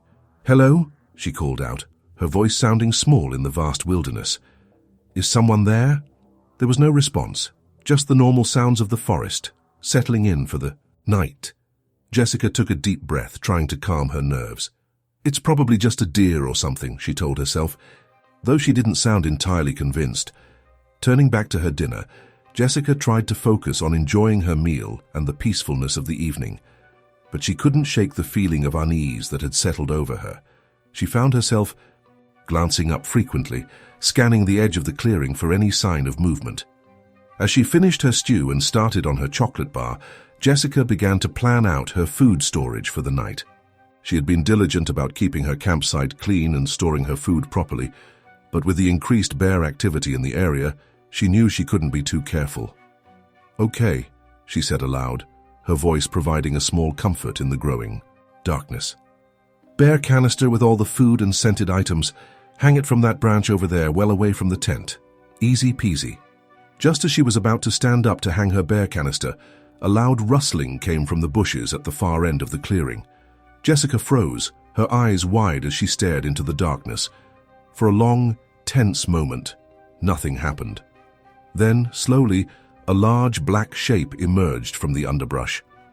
In the dim light of the dying fire, Jessica could make out the unmistakable form of a black bear. Her breath caught in her throat as she watched the bear amble into the clearing. It was bigger than she had imagined, its powerful muscles rippling under its shaggy coat as it moved. The bear's nose twitched as it caught the scent of Jessica's dinner. Jessica's mind raced, trying to remember all the bear safety tips she had learned. "Stay calm," she whispered to herself. "Don't run. Make yourself look big. Make noise." Slowly she stood up, her movements careful and deliberate. The bear's head swung towards her, its small eyes glinting in the firelight. "Hey, bear," Jessica called out, her voice shaky but loud. She raised her arms above her head, trying to make herself appear larger. "Go away, bear. You don't want to be here." The bear stood its ground, seemingly unfazed by Jessica's attempts to scare it off. It took a step closer, its nose still working to catch the scent of food. Jessica's heart was pounding so hard she thought it might burst out of her chest. She knew she needed to get to her backpack where she had stashed her bear spray, but it was several feet away. Any sudden movement might provoke the bear. "Okay, Jess," she muttered. "Nice and slow. You've got this." Keeping her eyes on the bear, Jessica began to edge towards her backpack. The bear watched her intently but didn't move, When she reached her pack, she slowly crouched down, her hand fumbling for the pocket where she kept the bear spray, just as her fingers closed around the canister. The bear let out a low grunt and took another step forward. Jessica's nerves finally got the better of her. In a panic, she yanked the bear spray out of her pack, the sudden movement startling the bear. The animal reared up on its hind legs, towering over Jessica. In that moment, illuminated by the dying embers of the fire, the bear looked enormous, a primal force of nature that made Jessica feel small and terribly vulnerable. "Oh God," Jessica breathed, her fingers fumbling with the safety on the bear spray. "Please work, please work, please work." As the bear dropped back to all fours and began to advance, Jessica finally managed to disengage the safety. With shaking hands, she pointed the canister at the bear and pressed down hard on the trigger. A cloud of potent spray erupted from the canister, engulfing the bear's face. The animal let out a roar of surprise and pain, shaking its head violently. It backed away, pawing at its face and snorting. Jessica didn't wait to see what would happen next. Still clutching the bear spray, she bolted for her tent, zipping herself inside in one fluid motion. She huddled in her sleeping bag, her whole body trembling as she strained her ears for any sound of the bear outside. For what seemed like hours, Jessica lay there, barely daring to breathe. Gradually, the sounds of the forest returned to normal. The hoot of an owl, the chirp of crickets. The bear, it seemed, had retreated. As the adrenaline began to wear off, exhaustion swept over Jessica. Despite her fear, she found her eyelids growing heavy. Her last conscious thought before drifting into an uneasy sleep was a fervent hope that the bear wouldn't return. Little did Jessica know that her encounter with the local wildlife was far from over. The events of the coming dawn would test her in ways she had never imagined, forever changing her relationship with the wilderness she loved. The forest was quiet in the pre-dawn hours, an eerie stillness broken only by the occasional hoot of a distant owl or the rustle of small nocturnal creatures. Inside her tent, Jessica Parker slept fitfully, her dreams plagued by images of looming bears and dark, menacing forests. A sharp snap of a twig jolted Jessica awake. Her eyes flew open, heart pounding, as she tried to orient herself in the darkness of her tent. For a moment she lay perfectly still, straining her ears for any sound out of the ordinary. There it was again, a soft, shuffling noise, unmistakably close to her tent. Jessica's breath caught in her throat as her mind raced through the possibilities. Could it be the bear from earlier, returned to investigate her campsite? Slowly, careful not to make any sudden movements, Jessica reached for her headlamp. Her fingers trembled as she fumbled with the switch, finally managing to turn it on. The soft glow illuminated the interior of her tent, casting strange shadows on the nylon walls. The shuffling outside grew louder, accompanied now by a low, guttural sound that made the hair on the back of Jessica's neck stand on end. There was no doubt in her mind now. A bear was investigating her campsite. "Oh God," Jessica whispered, her voice barely audible even to herself. "What do I do?" Her mind raced through the bear safety protocols she had studied so diligently. Make noise, appear large, don't run, but all of that advice seemed woefully inadequate now. With only a thin layer of nylon between her and a curious, potentially aggressive bear. The snuffling sound grew closer, and Jessica could see the vague outline of a large shape through the tent wall. Her heart hammered in her chest so loudly, she was sure the bear must be able to hear it. Suddenly, a heavy weight pressed against the side of the tent, causing the entire structure to shift. Jessica bit back a scream, clamping her hand over her mouth to stifle any sound. The bear's powerful scent, a musky, wild odor, filled the air. "Hey, bear!" Jessica finally managed to call out, her voice shaky but as firm as she could make it. "Go away!" The pressure on the tent increased, and Jessica could hear the sound of fabric straining. In a moment of clarity, she realized that her bear spray was in her backpack, outside the tent. Stupid, stupid, stupid, she berated herself silently. How could she have made such a basic mistake? The bear let out a low growl, and Jessica felt a surge of pure primal fear course through her body. This was it. This was how she was going to die, alone in the wilderness, mauled by a bear. In desperation, Jessica did the only thing she could think of. She grabbed her trekking poles, which she had thankfully brought into the tent with her, and began to bang them together as hard as she could. "Go away," she shouted at the top of her lungs, her voice cracking with fear and determination. "Get out of here, bear." The sudden noise seemed to startle the bear.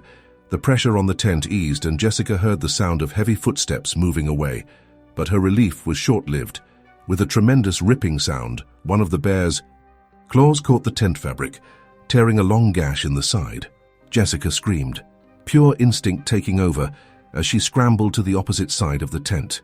Through the tear, she could see the bear clearly now, a massive black bear, its eyes glinting in the dim pre-dawn light. It seemed confused by the strange shelter and the screaming human inside, but its powerful form was a stark reminder of the danger Jessica was in. In that moment, Jessica knew she had to act. Clutching her trekking poles like weapons, she took a deep breath and steeled herself for what she was about to do. With a yell that surprised even herself, Jessica burst out of the tent, trekking poles raised high above her head. "Get out of here!" she screamed, her voice echoing through the quiet forest. The bear, startled by her sudden appearance and aggressive stance, took a step back. It rose up on its hind legs, towering over Jessica, who suddenly felt very small and vulnerable. But Jessica stood her ground, continuing to shout and wave her trekking poles. She knew that her only chance was to convince the bear that she was more trouble than she was worth. For a long, tense moment, bear and human faced each other in the grey light of dawn. Jessica's arms began to tremble from holding the trekking poles aloft, but she didn't dare lower them. Then, almost anticlimactically, the bear dropped back to all fours. It gave one last look at Jessica, then turned and lumbered off into the underbrush. Jessica remained frozen in place, hardly daring to believe what had just happened. She kept her eyes fixed on the spot where the bear had disappeared, half expecting it to come charging back at any moment. As the minutes ticked by and the bear didn't return, the adrenaline began to wear off. Jessica's legs felt weak, and she sank to the ground, her whole body shaking with the aftermath of fear and exertion. "Oh my God," she whispered, running a trembling hand through her hair. "Oh my God." As the sun began to rise, painting the sky in soft pinks and golds, Jessica surveyed the damage to her campsite. Her tent was a lost cause, with a long tear down one side. The bear had also gotten into her food supply despite her precautions. Granola bars, dried fruit, and packets of oatmeal were strewn across the clearing. Jessica knew she couldn't stay here. With her tent damaged and her food supplies compromised, continuing her hike as planned was out of the question. She needed to get back to civilization, to safety. With shaking hands, she began to pack up what remained of her gear. As she worked, the events of the night kept replaying in her mind. The fear, the adrenaline, the sheer power of the bear, it all seemed surreal in the gentle morning light. "Get it together, Jess," she muttered to herself as she stuffed her sleeping bag into its compression sack. "You're okay. You made it. Just need to get out of here now." As she shouldered her pack and took one last look at the campsite, Jessica felt a complex mix of emotions. Relief at having survived, certainly, but also a newfound respect for the raw power of nature and a humbling realization of her own vulnerability in the face of it. With a deep breath, Jessica turned and began to hike back the way she had come. Her muscles ached, and her nerves were frayed, but a steely determination had settled over her. She had faced one of her greatest fears and come out the other side. Now, all that was left was to make it back and share her story. As she walked, the forest around her came alive with the sounds of morning. Birds called to each other in the canopy, small animals rustled in the underbrush. It was beautiful, Jessica realized, but now tinged with an edge of danger she hadn't fully appreciated before. This experience, she knew, would stay with her for the rest of her life. It would inform her research, her teaching, her very relationship with the natural world. But for now, all that mattered was putting one foot in front of the other, making her way back to safety, carrying with her a story that few would believe and fewer still would truly understand. The early morning sun filtered through the canopy, casting dappled shadows on the forest floor as Jessica made her way down the trail. Her pace was brisk, driven by a mixture of adrenaline and the urgent need to put distance between herself and the sight of her terrifying encounter. Every snapping twig or rustle in the underbrush made her flinch, her nerves still raw from the night's events. As she hiked, Jessica's mind raced, replaying the bear attack over and over. The image of the massive creature tearing through her tent was seared into her memory, along with the primal fear she had experienced. Despite her extensive knowledge of wildlife and her careful preparations, nothing had truly prepared her for the reality of coming face to face with a wild bear. After about an hour of hiking, Jessica paused to catch her breath and take stock of her situation. She leaned against a large oak tree, closing her eyes for a moment as she tried to calm her racing heart. "Okay, Jess," she muttered to herself. "Think this through. What's the plan?" She pulled out her map and trail guide, studying them intently. According to her calculations, she was still about 15 miles from the nearest town. With her damaged gear and depleted food supplies, making that journey safely would be a challenge. As Jessica was contemplating her options, she heard voices coming up the trail. Her heart leapt. Other hikers. She had never been so glad to hear the sound of people in her life. Around the bend came a group of 3 hikers, 2 men and a woman, all looking to be in their mid-30s. They were chatting animatedly, but fell silent when they saw Jessica. "Hey there," one of the men called out, his brow furrowing with concern as he took in Jessica's disheveled appearance. "Are you all right?" Jessica opened her mouth to respond, but to her surprise, she found herself choking up. The stress and fear of the past few hours suddenly hit her all at once, and before she knew it, tears were streaming down her face. The woman of the group quickly approached, placing a comforting hand on Jessica's shoulder. "Hey, it's okay. You're safe now. What happened?" Between sobs, Jessica managed to recount her harrowing experience with the bear. The 3 hikers listened with wide eyes, exchanging shocked glances as Jessica described the bear tearing through her tent. "Jesus!" the second man breathed when Jessica finished her story. "You're lucky to be alive." The woman, who had introduced herself as Lisa, gave Jessica's shoulder a squeeze. "You did everything right, you know, making noise, standing your ground. That's exactly what you're supposed to do in a bear encounter." Jessica nodded, wiping her eyes with the back of her hand. "I know, I've never been so scared in my life, I bet," the first man, who had introduced himself as Mike, said sympathetically. "Look, we're headed back to town. Why don't you come with us? Safety in numbers, right?" Relief washed over Jessica. The thought of not having to face the trail alone was immensely comforting. "Are you sure? I don't want to slow you down." "Don't be silly," Lisa said firmly. "We'd feel terrible leaving you out here alone after what you've been through. Besides, we're in no rush." With gratitude, Jessica joined the group. As they hiked, she found herself opening up more about her experience.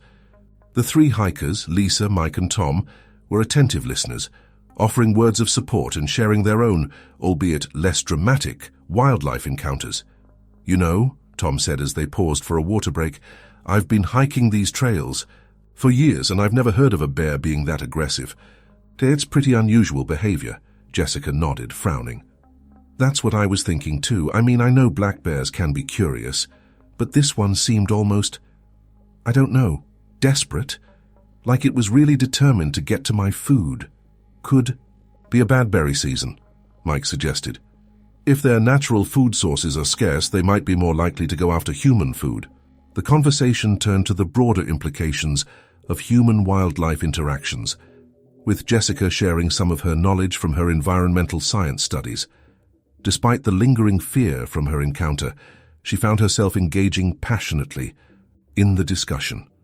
As the day wore on and the miles passed underfoot, Jessica felt her spirits lifting. The companionship of her fellow hikers and the simple act of putting one foot in front of the other helped to ground her, pushing the terrifying memories of the night to the back of her mind. By late afternoon, the group had made good progress. The trail had widened and become less steep, a sign that they were nearing more populated areas. Jessica's muscles ached from the long day of hiking, but she welcomed the physical exhaustion as a distraction from her emotional turmoil. As they rounded a bend in the trail, a welcome sight greeted them. A small ranger station nestled in a clearing. A weathered sign proclaimed it to be the Black Mountain Trail Outpost. "Oh, thank God," Jessica breathed, feeling a wave of relief wash over her. The group approached the station, and Mike rapped on the door. After a moment, it swung open to reveal a ranger in his 50s, his weathered face creasing into a friendly smile. "Afternoon, folks," he greeted them. "What can I do for you?" Lisa gestured to Jessica. "Our friend here had a pretty scary encounter with a bear last night. We thought we should report it." The ranger's expression turned serious as he ushered them inside. "A bear encounter, you say? That's not something we hear every day. Come on in and tell me all about it." Inside the small station, Jessica once again recounted her experience, this time with the added details and context she had discussed with her new friends on the trail. The ranger, who introduced himself as Bob, listened intently, jotting down notes as she spoke. When Jessica finished, Bob leaned back in his chair, a thoughtful expression on his face. "Well, Miss Parker, you've had quite an adventure, and you're right to report it. We take bear encounters very seriously around here. Do you think the bear will be a danger to other hikers?" Jessica asked, concern evident in her voice. Bob shook his head slowly. "It's hard to say. Black bears aren't typically aggressive towards humans, but if this one's learned to associate campsites with food, it could become a problem. We'll definitely increase patrols in that area and put up some warning signs." He turned to his computer, typing rapidly. "I'm going to file an official report. We might need to follow up with you for more details later if that's all right." Jessica nodded, feeling a mix of relief at being taken seriously and lingering anxiety about the whole situation. As Bob finished his report, he turned back to the group with a kind smile. "You folks planning to camp out tonight?" he asked. Mike shook his head. "We were hoping to make it back to town, actually. Is there a shuttle service or something we could use?" Bob glanced at his watch. "Last shuttle left an hour ago, I'm afraid. But tell you what, my shift ends in about 30 minutes. I'd be happy to give you all a ride into town in my truck. Least I can do after what you've been through." The offer was met with grateful acceptance from the group. As they waited for Bob to finish his shift, Jessica found herself reflecting on the events of the past 24 hours. The terror of the bear encounter still felt raw, but it was tempered now by a sense of accomplishment at having survived and gratitude for the kindness of strangers. As the sun began to set, casting long shadows across the forest, Bob locked up the ranger station and led them to his truck.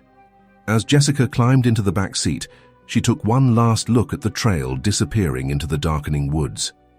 This trip hadn't gone at all as she had planned, but she had a feeling that the lessons learned and the story she now had to tell would stay with her for a long time to come.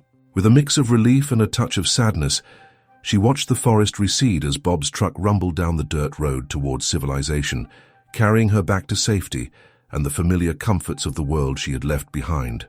The sun had barely crested the horizon when Jessica Parker found herself back on the Appalachian Trail. Despite the harrowing events of the previous day, she felt compelled to return, to face her fears and complete at least a portion of her planned hike. The cool morning air carried the scent of pine and damp earth, a reminder of the beauty that had drawn her to this wilderness in the first place. As she walked, Jessica's mind replayed the conversations from the previous evening. After Ranger Bob had driven them into town, she had spent hours recounting her experience to local authorities and wildlife officials. Their reactions had ranged from concern to skepticism, but all had agreed that her encounter was unusual for a black bear in the area. "Just stick to the main trails today, Miss Parker," the wildlife officer had advised. "We've got teams out there investigating, but it's best to be cautious." Jessica had nodded, grateful for their concern, but determined to prove to herself that she could return to the wilderness she loved.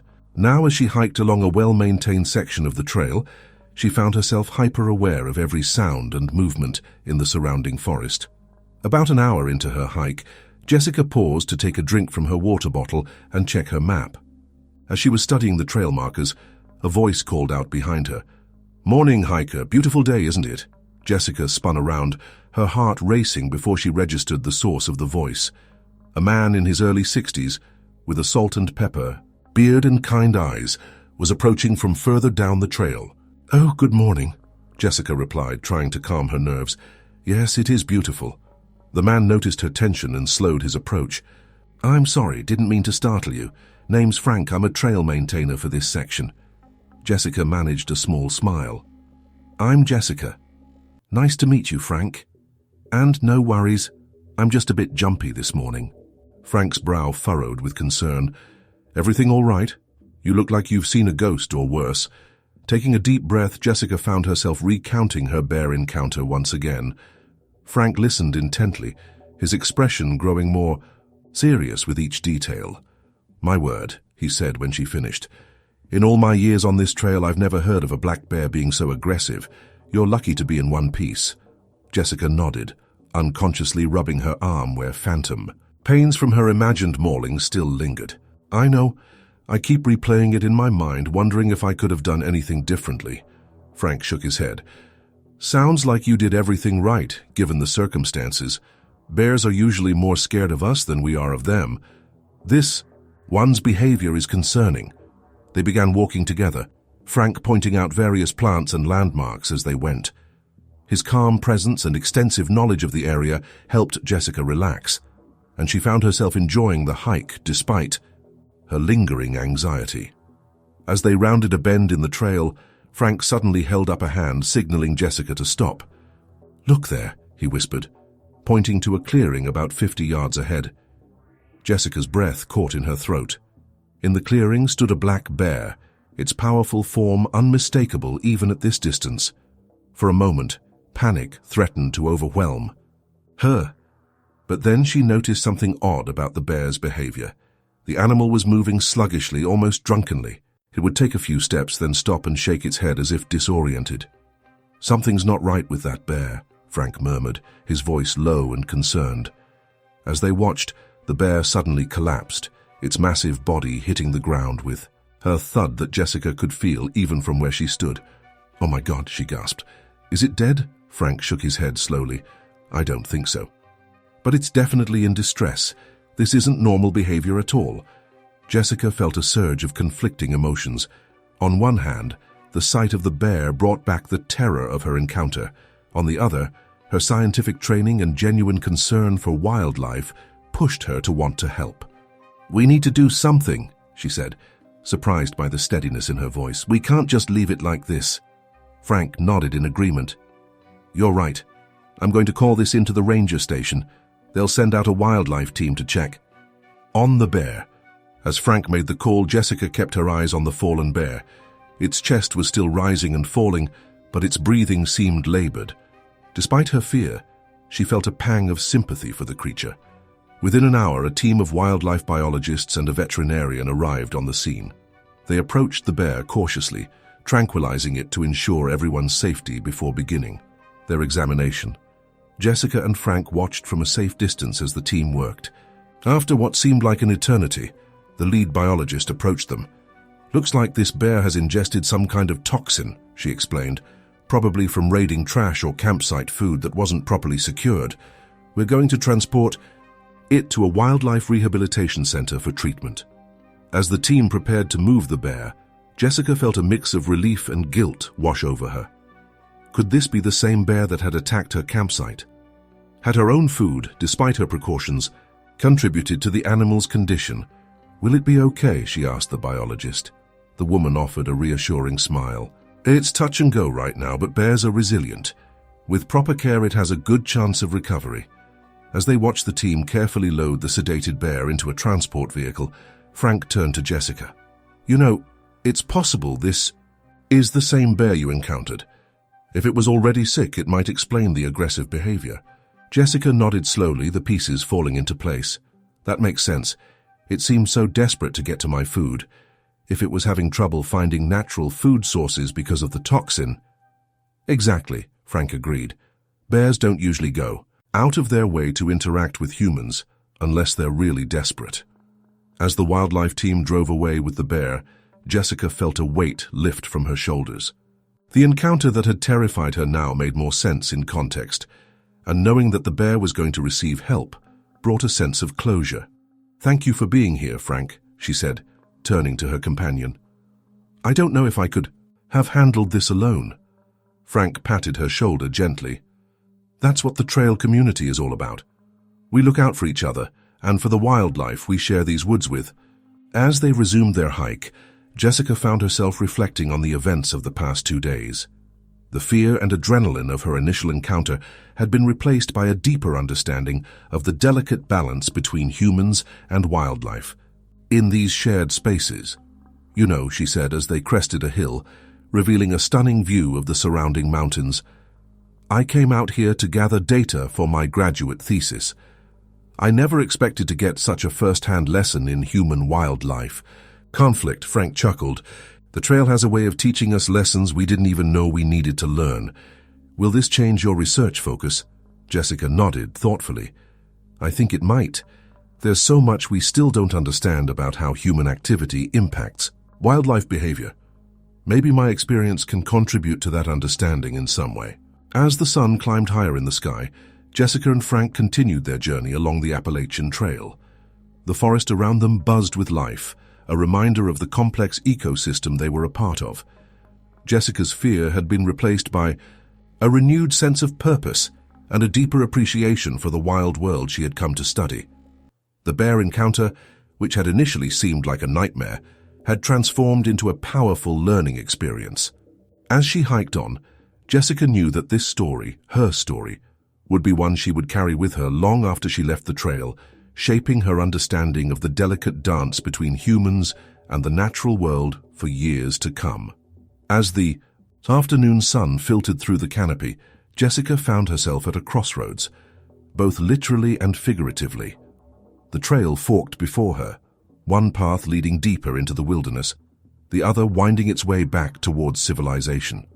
Frank, her unexpected companion and trail maintainer, had left her an hour ago to attend to his duties, leaving Jessica alone with her thoughts and the looming decision of what to do next.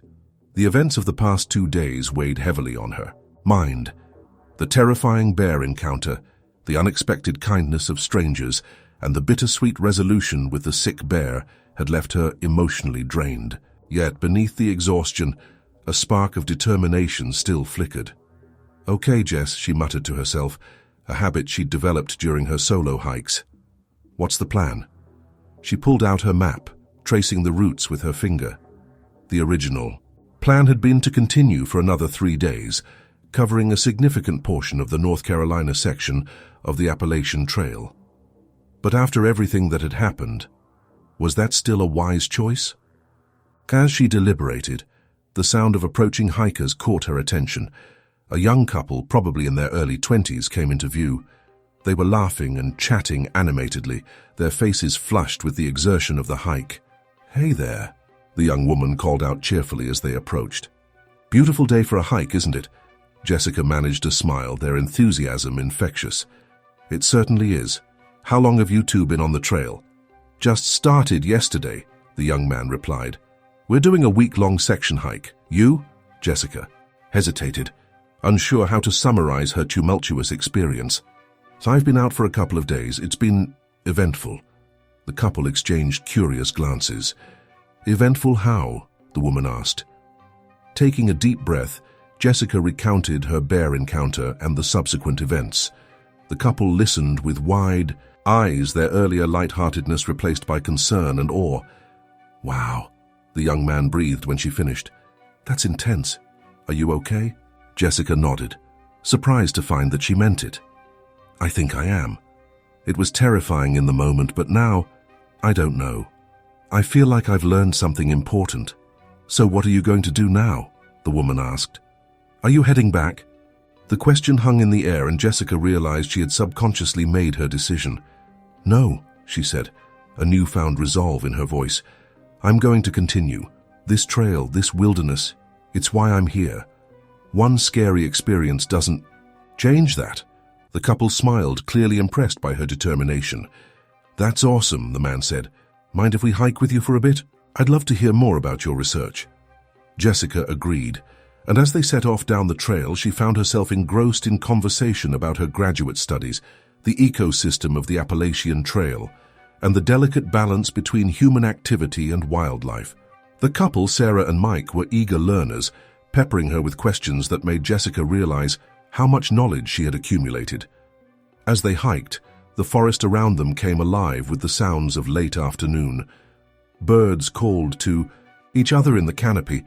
Small animals rustled in the underbrush, and a gentle breeze whispered through the leaves. Jessica found herself pointing out various plants and animal signs, her earlier fear replaced by a renewed appreciation for the natural world. "You know," Sarah said, as they paused to refill their water bottles at a clear stream, "it's really inspiring how you're pushing through after what happened. I don't know if I could do that." Jessica dipped her hands in the cool water, reflecting on the comment. "I think we're all capable of more than we realize. Sometimes it takes a challenge to discover that." As the day wore on and the shadows lengthened, they reached a clearing that seemed perfect for setting up camp. Jessica felt a momentary twinge of anxiety at the thought of spending another night in the wilderness, but she pushed it aside. "This looks like a good spot to stop for the night," she suggested. "What do you think?" Mike and Sarah agreed enthusiastically, and they set about making camp. As they worked, Jessica found herself automatically implementing all the bare safety protocols she knew: hanging food bags, keeping the cooking area separate from the sleeping area, and ensuring all scented items were properly stored. As they sat around a small campfire after dinner, the conversation turned once again to Jessica's bear encounter. "Do you think you'll ever feel completely safe out here again?" Mike asked, his tone curious rather than judgmental. Jessica pondered the question, staring into the flickering flames. "I don't know if completely safe is the right way to think about it," she said slowly. "The wilderness isn't safe, not really. It's wild, unpredictable. That's part of what makes it so important, so worth protecting." She paused, gathering her thoughts. "I think what I've learned is that respect is more important than feeling safe. Respect for the power of nature, for the animals that call this place home, and for our own limitations as visitors here." Sarah nodded thoughtfully. "That makes a lot of sense. It's easy to forget that we're guests out here, isn't it?" As the fire died down and they prepared for sleep, Jessica felt a sense of peace settle over her. The fear was still there, a low hum in the back of her mind, but it no longer controlled her. Instead, it had transformed into a heightened awareness, a deeper connection to her surroundings. Lying in her tent, listening to the night sounds of the forest, Jessica reflected on how much had changed in just a few days. She had come to the Appalachian Trail seeking data for her thesis, but she was leaving with so much more. A profound experience, a new perspective, and a story that would shape her understanding of human-wildlife interactions for years to come. As she drifted off to sleep, Jessica's last thoughts were not of fear but of gratitude. Gratitude for the beauty of the wilderness, for the resilience she had discovered within herself, and for the complex, sometimes difficult relationships between humans and the natural world that she had experienced firsthand. Tomorrow would bring new challenges and experiences, but Jessica felt ready to face them. She was no longer just a graduate student on a research trip. She was a survivor, a storyteller, and an advocate for the wild places and creatures she had come to study. With that thought, she fell into a deep, peaceful sleep. The sounds of the forest a comforting lullaby around her. The next morning, Jessica awoke to the gentle chirping of birds and the soft rustling of leaves in the breeze. As she unzipped her tent and stepped out into the crisp mountain air, she felt a renewed sense of purpose and connection to the wilderness around her. Sarah and Mike were already up, preparing a simple breakfast of instant oatmeal and coffee. "Morning, Jess," Sarah called out cheerfully. "How'd you sleep?" Jessica stretched, feeling the lingering soreness in her muscles from the past few days of hiking. "Surprisingly well, actually," she replied with a smile. "I think I'm finally starting to feel like myself again." As they ate breakfast and packed up their campsite, Jessica found herself eagerly sharing her knowledge about the local ecosystem with her new friends. She pointed out various plant species and explained their roles in the forest's delicate balance. "You know," Mike said as they shouldered their packs and hit the trail, "after hearing your story and listening to you talk about all this, I'm starting to see the forest in a whole new way. It's not just pretty scenery anymore." Jessica nodded, feeling a surge of pride. "That's exactly what I hope to achieve with my research. The more people understand about these ecosystems, the more likely they are to want to protect them." As they hiked, the conversation flowed easily between topics of conservation, wildlife behavior, and the challenges facing the Appalachian Trail. Jessica found herself drawing on her academic knowledge as well as her recent experiences to provide insights that clearly fascinated Sarah and Mike. Around midday, they reached a scenic overlook that provided a breathtaking view of the surrounding mountains. As they paused to rest and take in the vista, Jessica noticed a small group of hikers approaching from the opposite direction. One of the hikers, a middle-aged man with a weather-beaten face, called out as they drew near. "Afternoon, folks, beautiful view, isn't it?" The group exchanged pleasantries, and as they chatted, Jessica overheard snippets of conversation about recent bear sightings in the area. Her ears perked up, and she found herself drawn into the discussion. "Excuse me," she said, addressing the group, "I couldn't help but overhear. Have there been a lot of bear encounters recently?" The man who had first greeted them nodded solemnly. "More than usual from what I've heard. Rangers have been warning hikers to be extra cautious with food storage." Jessica took a deep breath, steeling herself before speaking. "I actually had a pretty close encounter with a bear a couple of days ago, not too far from here." The group's attention immediately focused on her, their expressions a mix of concern and curiosity. Jessica recounted her experience, careful to emphasize the importance of proper safety measures and respect for wildlife. As she spoke, she noticed one of the hikers, a woman probably in her early 40s, listening with particular intensity. When Jessica finished her story, the woman stepped forward. "I'm sorry to interrupt," she said, "but I couldn't help noticing how knowledgeable you seem about all this. Are you a researcher or something?" Jessica nodded. "I'm a graduate student in environmental science. I'm actually out here gathering data for my thesis on human-wildlife interactions in protected areas." The woman's eyes lit up. "That's fascinating. I'm a journalist, and I've been working on a series about the impact of increased tourism on national parks and trails. Would you be willing to talk more about your research and experiences?" For a moment, Jessica hesitated. The idea of sharing her story more widely was both exciting and a little intimidating. But then she thought about the importance of raising awareness about wildlife conservation and trail safety. "I'd be happy to talk more," Jessica replied with a smile.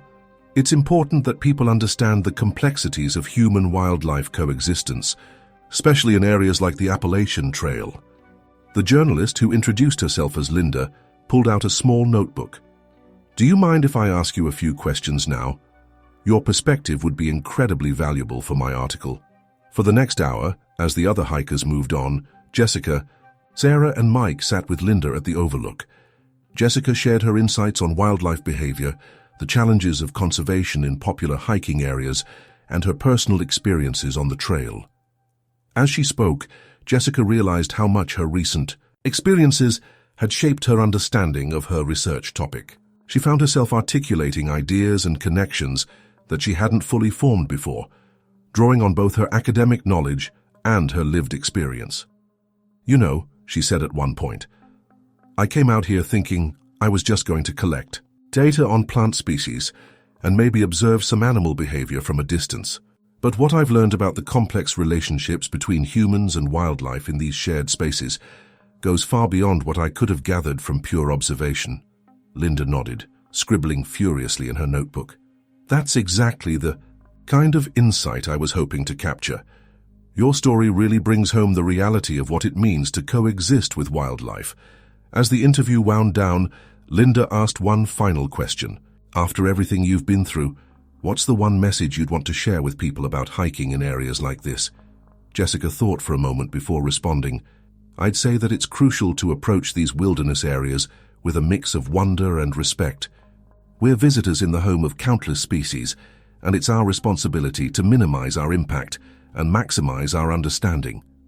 Education and preparation are key, not just for our safety, but for the well-being of the entire ecosystem." As Linda packed up her notebook and thanked Jessica profusely for her time, Sarah and Mike looked on with admiration. "Jess, that was amazing," Sarah said. "You took a terrifying experience and turned it into something really positive and educational." Mike nodded in agreement. "Yeah, I feel like I've learned more about wildlife and conservation in the past day with you than I did in my entire high school biology class." Jessica felt a warm glow of satisfaction. Despite the challenges and fears she had faced, she realized that this journey had given her a unique opportunity to share her passion and knowledge with others.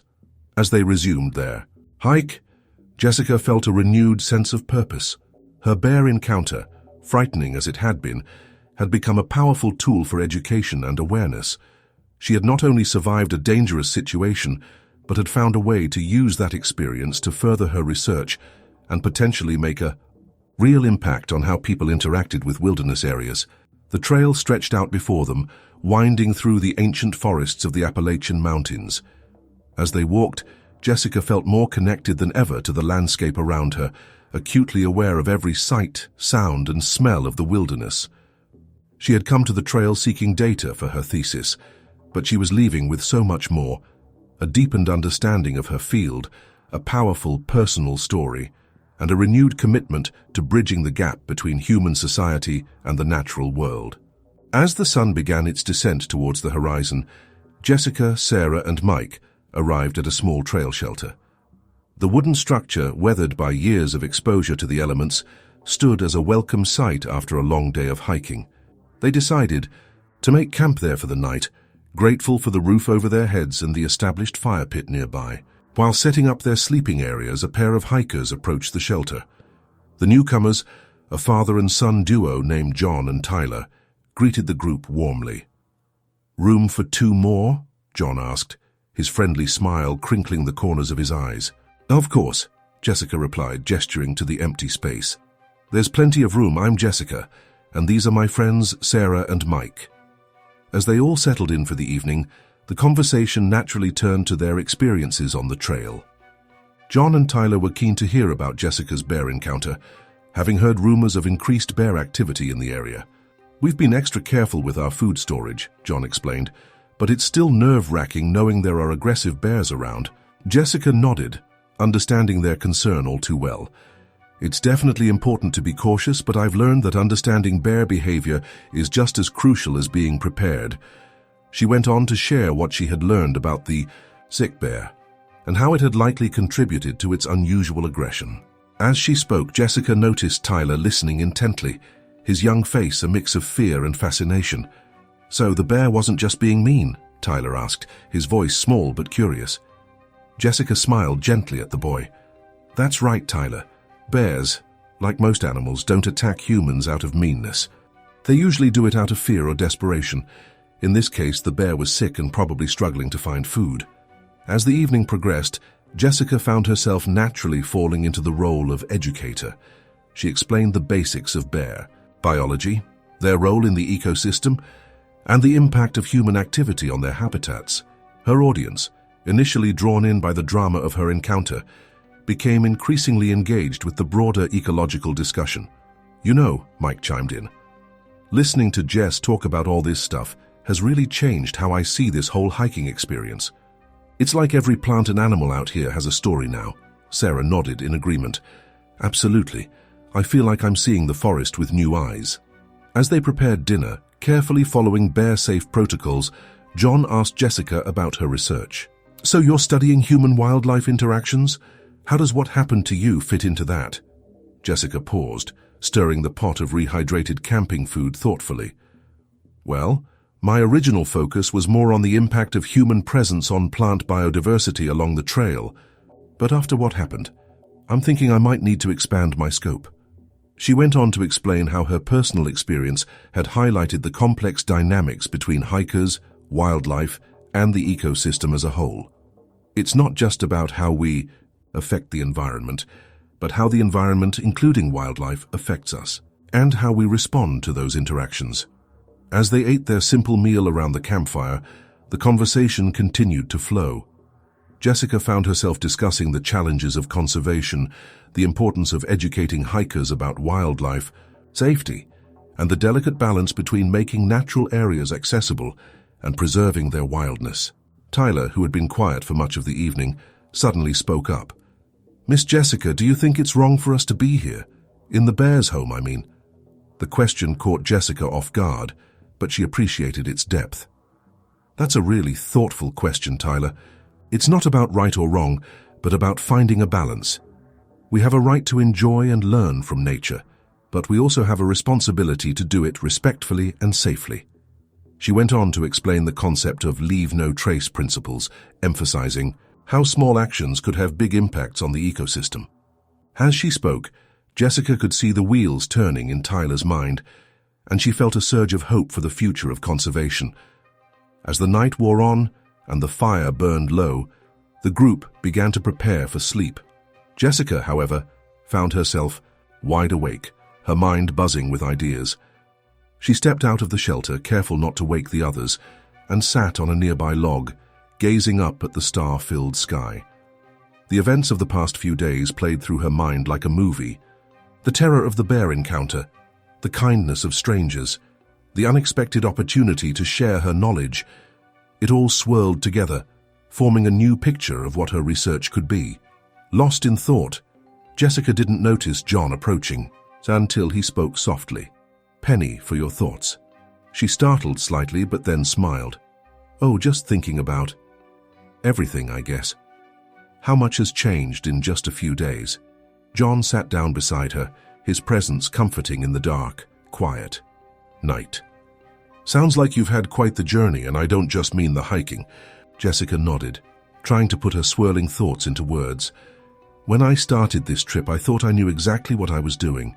I had my research all planned out, my hypotheses all lined up. But now," she gestured vaguely at the forest around them.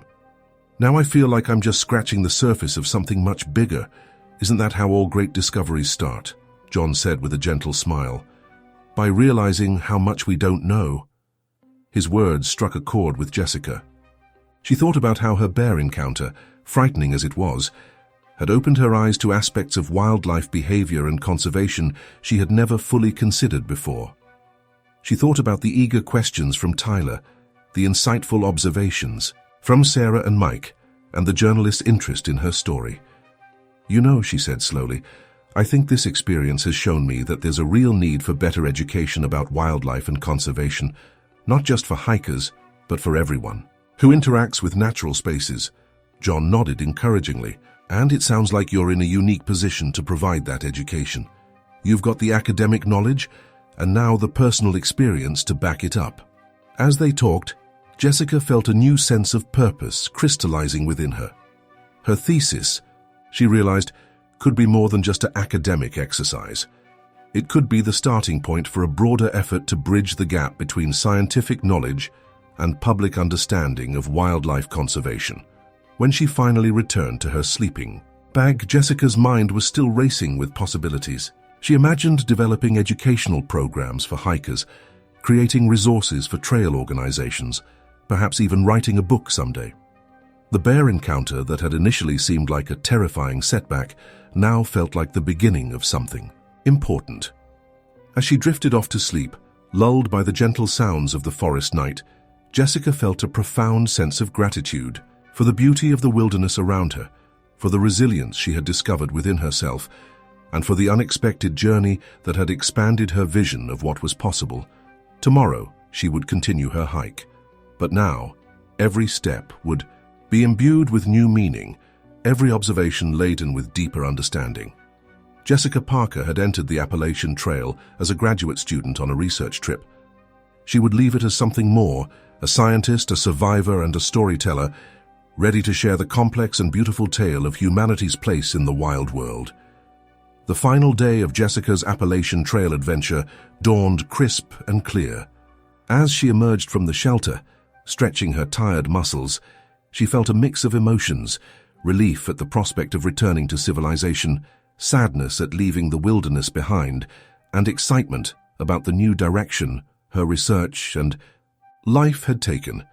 After a quick breakfast and heartfelt goodbyes to John and Tyler, Jessica set off with Sarah and Mike for the last leg of their journey.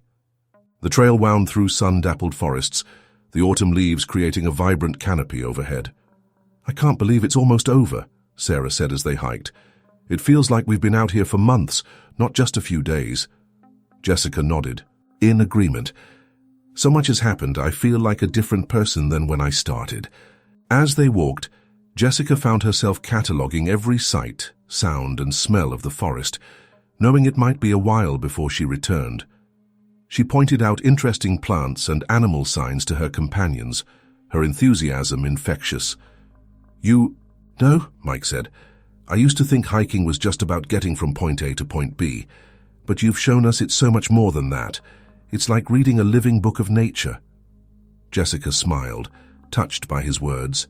That's exactly how I see it, and now I want to help others read that book too. As they neared the trail's end, the forest began to thin, giving way to glimpses of the world beyond. The sound of distant traffic reached their ears, a jarring reminder of the civilization they were about to re-enter. Just as the parking lot came into view, Jessica spotted movement in the underbrush off to the side of the trail. She held up a hand, signaling her friends to stop. Look, she whispered, pointing. A young black bear, probably only a year or two old, was foraging in a patch of berries. It seemed unaware of their presence, focused intently on its meal. For a moment, Jessica felt a flash of her old fear. But as she watched the bear, its movements careful, its attention wholly absorbed in its task, she felt something else entirely, a profound sense of connection, of being part of the same world as this wild creature. Should we do something? Sarah whispered, a note of anxiety in her voice. Jessica shook her head slightly. No, it's okay. We're downwind and it hasn't noticed us. Let's just watch for a moment. Then we'll make some noise to alert it to our presence before we move. For several minutes they stood in silent awe, observing the bear's natural behavior. Jessica found herself mentally noting details about its appearance and actions, the researcher in her, never fully at rest. Finally, she cleared her throat loudly. Hey, bear, she called out, her voice firm but not aggressive. The bear's head snapped up, its eyes locking onto them. For a breathless moment, human and animal regarded each other. Then, with a huff, the bear turned and lumbered off into the deeper forest. Wow, Mike breathed as they resumed walking. That was incredible. And so different from your first encounter. Jessica nodded, her mind racing with the implications of what they'd just witnessed. It really drives home how complex these interactions can be. That bear was just doing what comes naturally to it. Our job is to understand and respect that, while also keeping ourselves safe. As they emerged from the trail into the parking lot, the reality of their return to civilization hit them. Cars, people, the distant hum of a nearby town. It all seemed oddly foreign after days in the wilderness. While Sarah and Mike went to retrieve their car, Jessica took a moment to stand at the trailhead, looking back at the forest they'd just left. She took a deep breath, savoring the last sense of pine and earth. Excuse me, a voice interrupted her reverie. Are you Jessica Parker? She turned to see a park ranger approaching, a friendly smile on his face. Yes, that's me, she replied. Curious, I'm Ranger Dave, he said, extending his hand. We got a call from one of our stations up the trail about your bear encounter. I wanted to check in and see how you're doing. Jessica shook his hand, touched by the concern. I'm doing well, thank you. It was a scary experience, but I've learned so much from it. She went on to recount not just her initial encounter, but everything that had followed, her decision to continue hiking, the sick bear they'd helped, and her newfound perspective on human-wildlife interactions. Ranger Dave listened, intently nodding along. When she finished, he said, You know, we're always looking for ways to better educate hikers about wildlife safety and conservation. Your experience and your academic background could be really valuable. Would you be interested in collaborating with us on some educational materials? Jessica's eyes lit up. Absolutely. I've been thinking a lot about how to share what I've learned. This would be a perfect opportunity. They exchanged contact information, with Ranger Dave promising to be in touch about potential projects. As he walked away, Jessica felt a surge of excitement about the possibilities ahead. Sarah and Mike returned with the car, and as they loaded their packs, Jessica took one last look at the trail. The forest seemed to beckon to her, full of secrets and stories yet to be discovered. As they drove away, the conversation in the car was animated. They recounted their favorite moments, laughed about the challenges they'd faced, and marveled at how much they'd learned. So, Jess, Sarah said as they neared town, what's next for you? Back to the books and the lab? Jessica smiled, her mind already racing with ideas. Oh, I'll definitely be hitting the books. But not just in the lab. I think it's time to take this research out into the world. There's so much to be done in terms of education and conservation. She went on to share her ideas, developing educational programs for hikers, creating resources for trail organizations, and continuing her research with a new, more holistic approach. I went into this trip thinking I was just gathering data for my thesis, she mused, but I'm coming out of it with a whole new purpose. It's not just about studying human-wildlife interactions anymore. It's about actively working to improve them. As they pulled into Jessica's driveway, the reality of returning home began to sink in. The comfort of a soft bed and a hot shower beckoned, but so did the excitement of new challenges ahead. Hugging Sarah and Mike goodbye, Jessica promised to keep in touch and update them on her progress. Then, shouldering her pack one last time, she walked up to her front door. Before going inside, she paused and looked back at the distant mountains, barely visible on the horizon.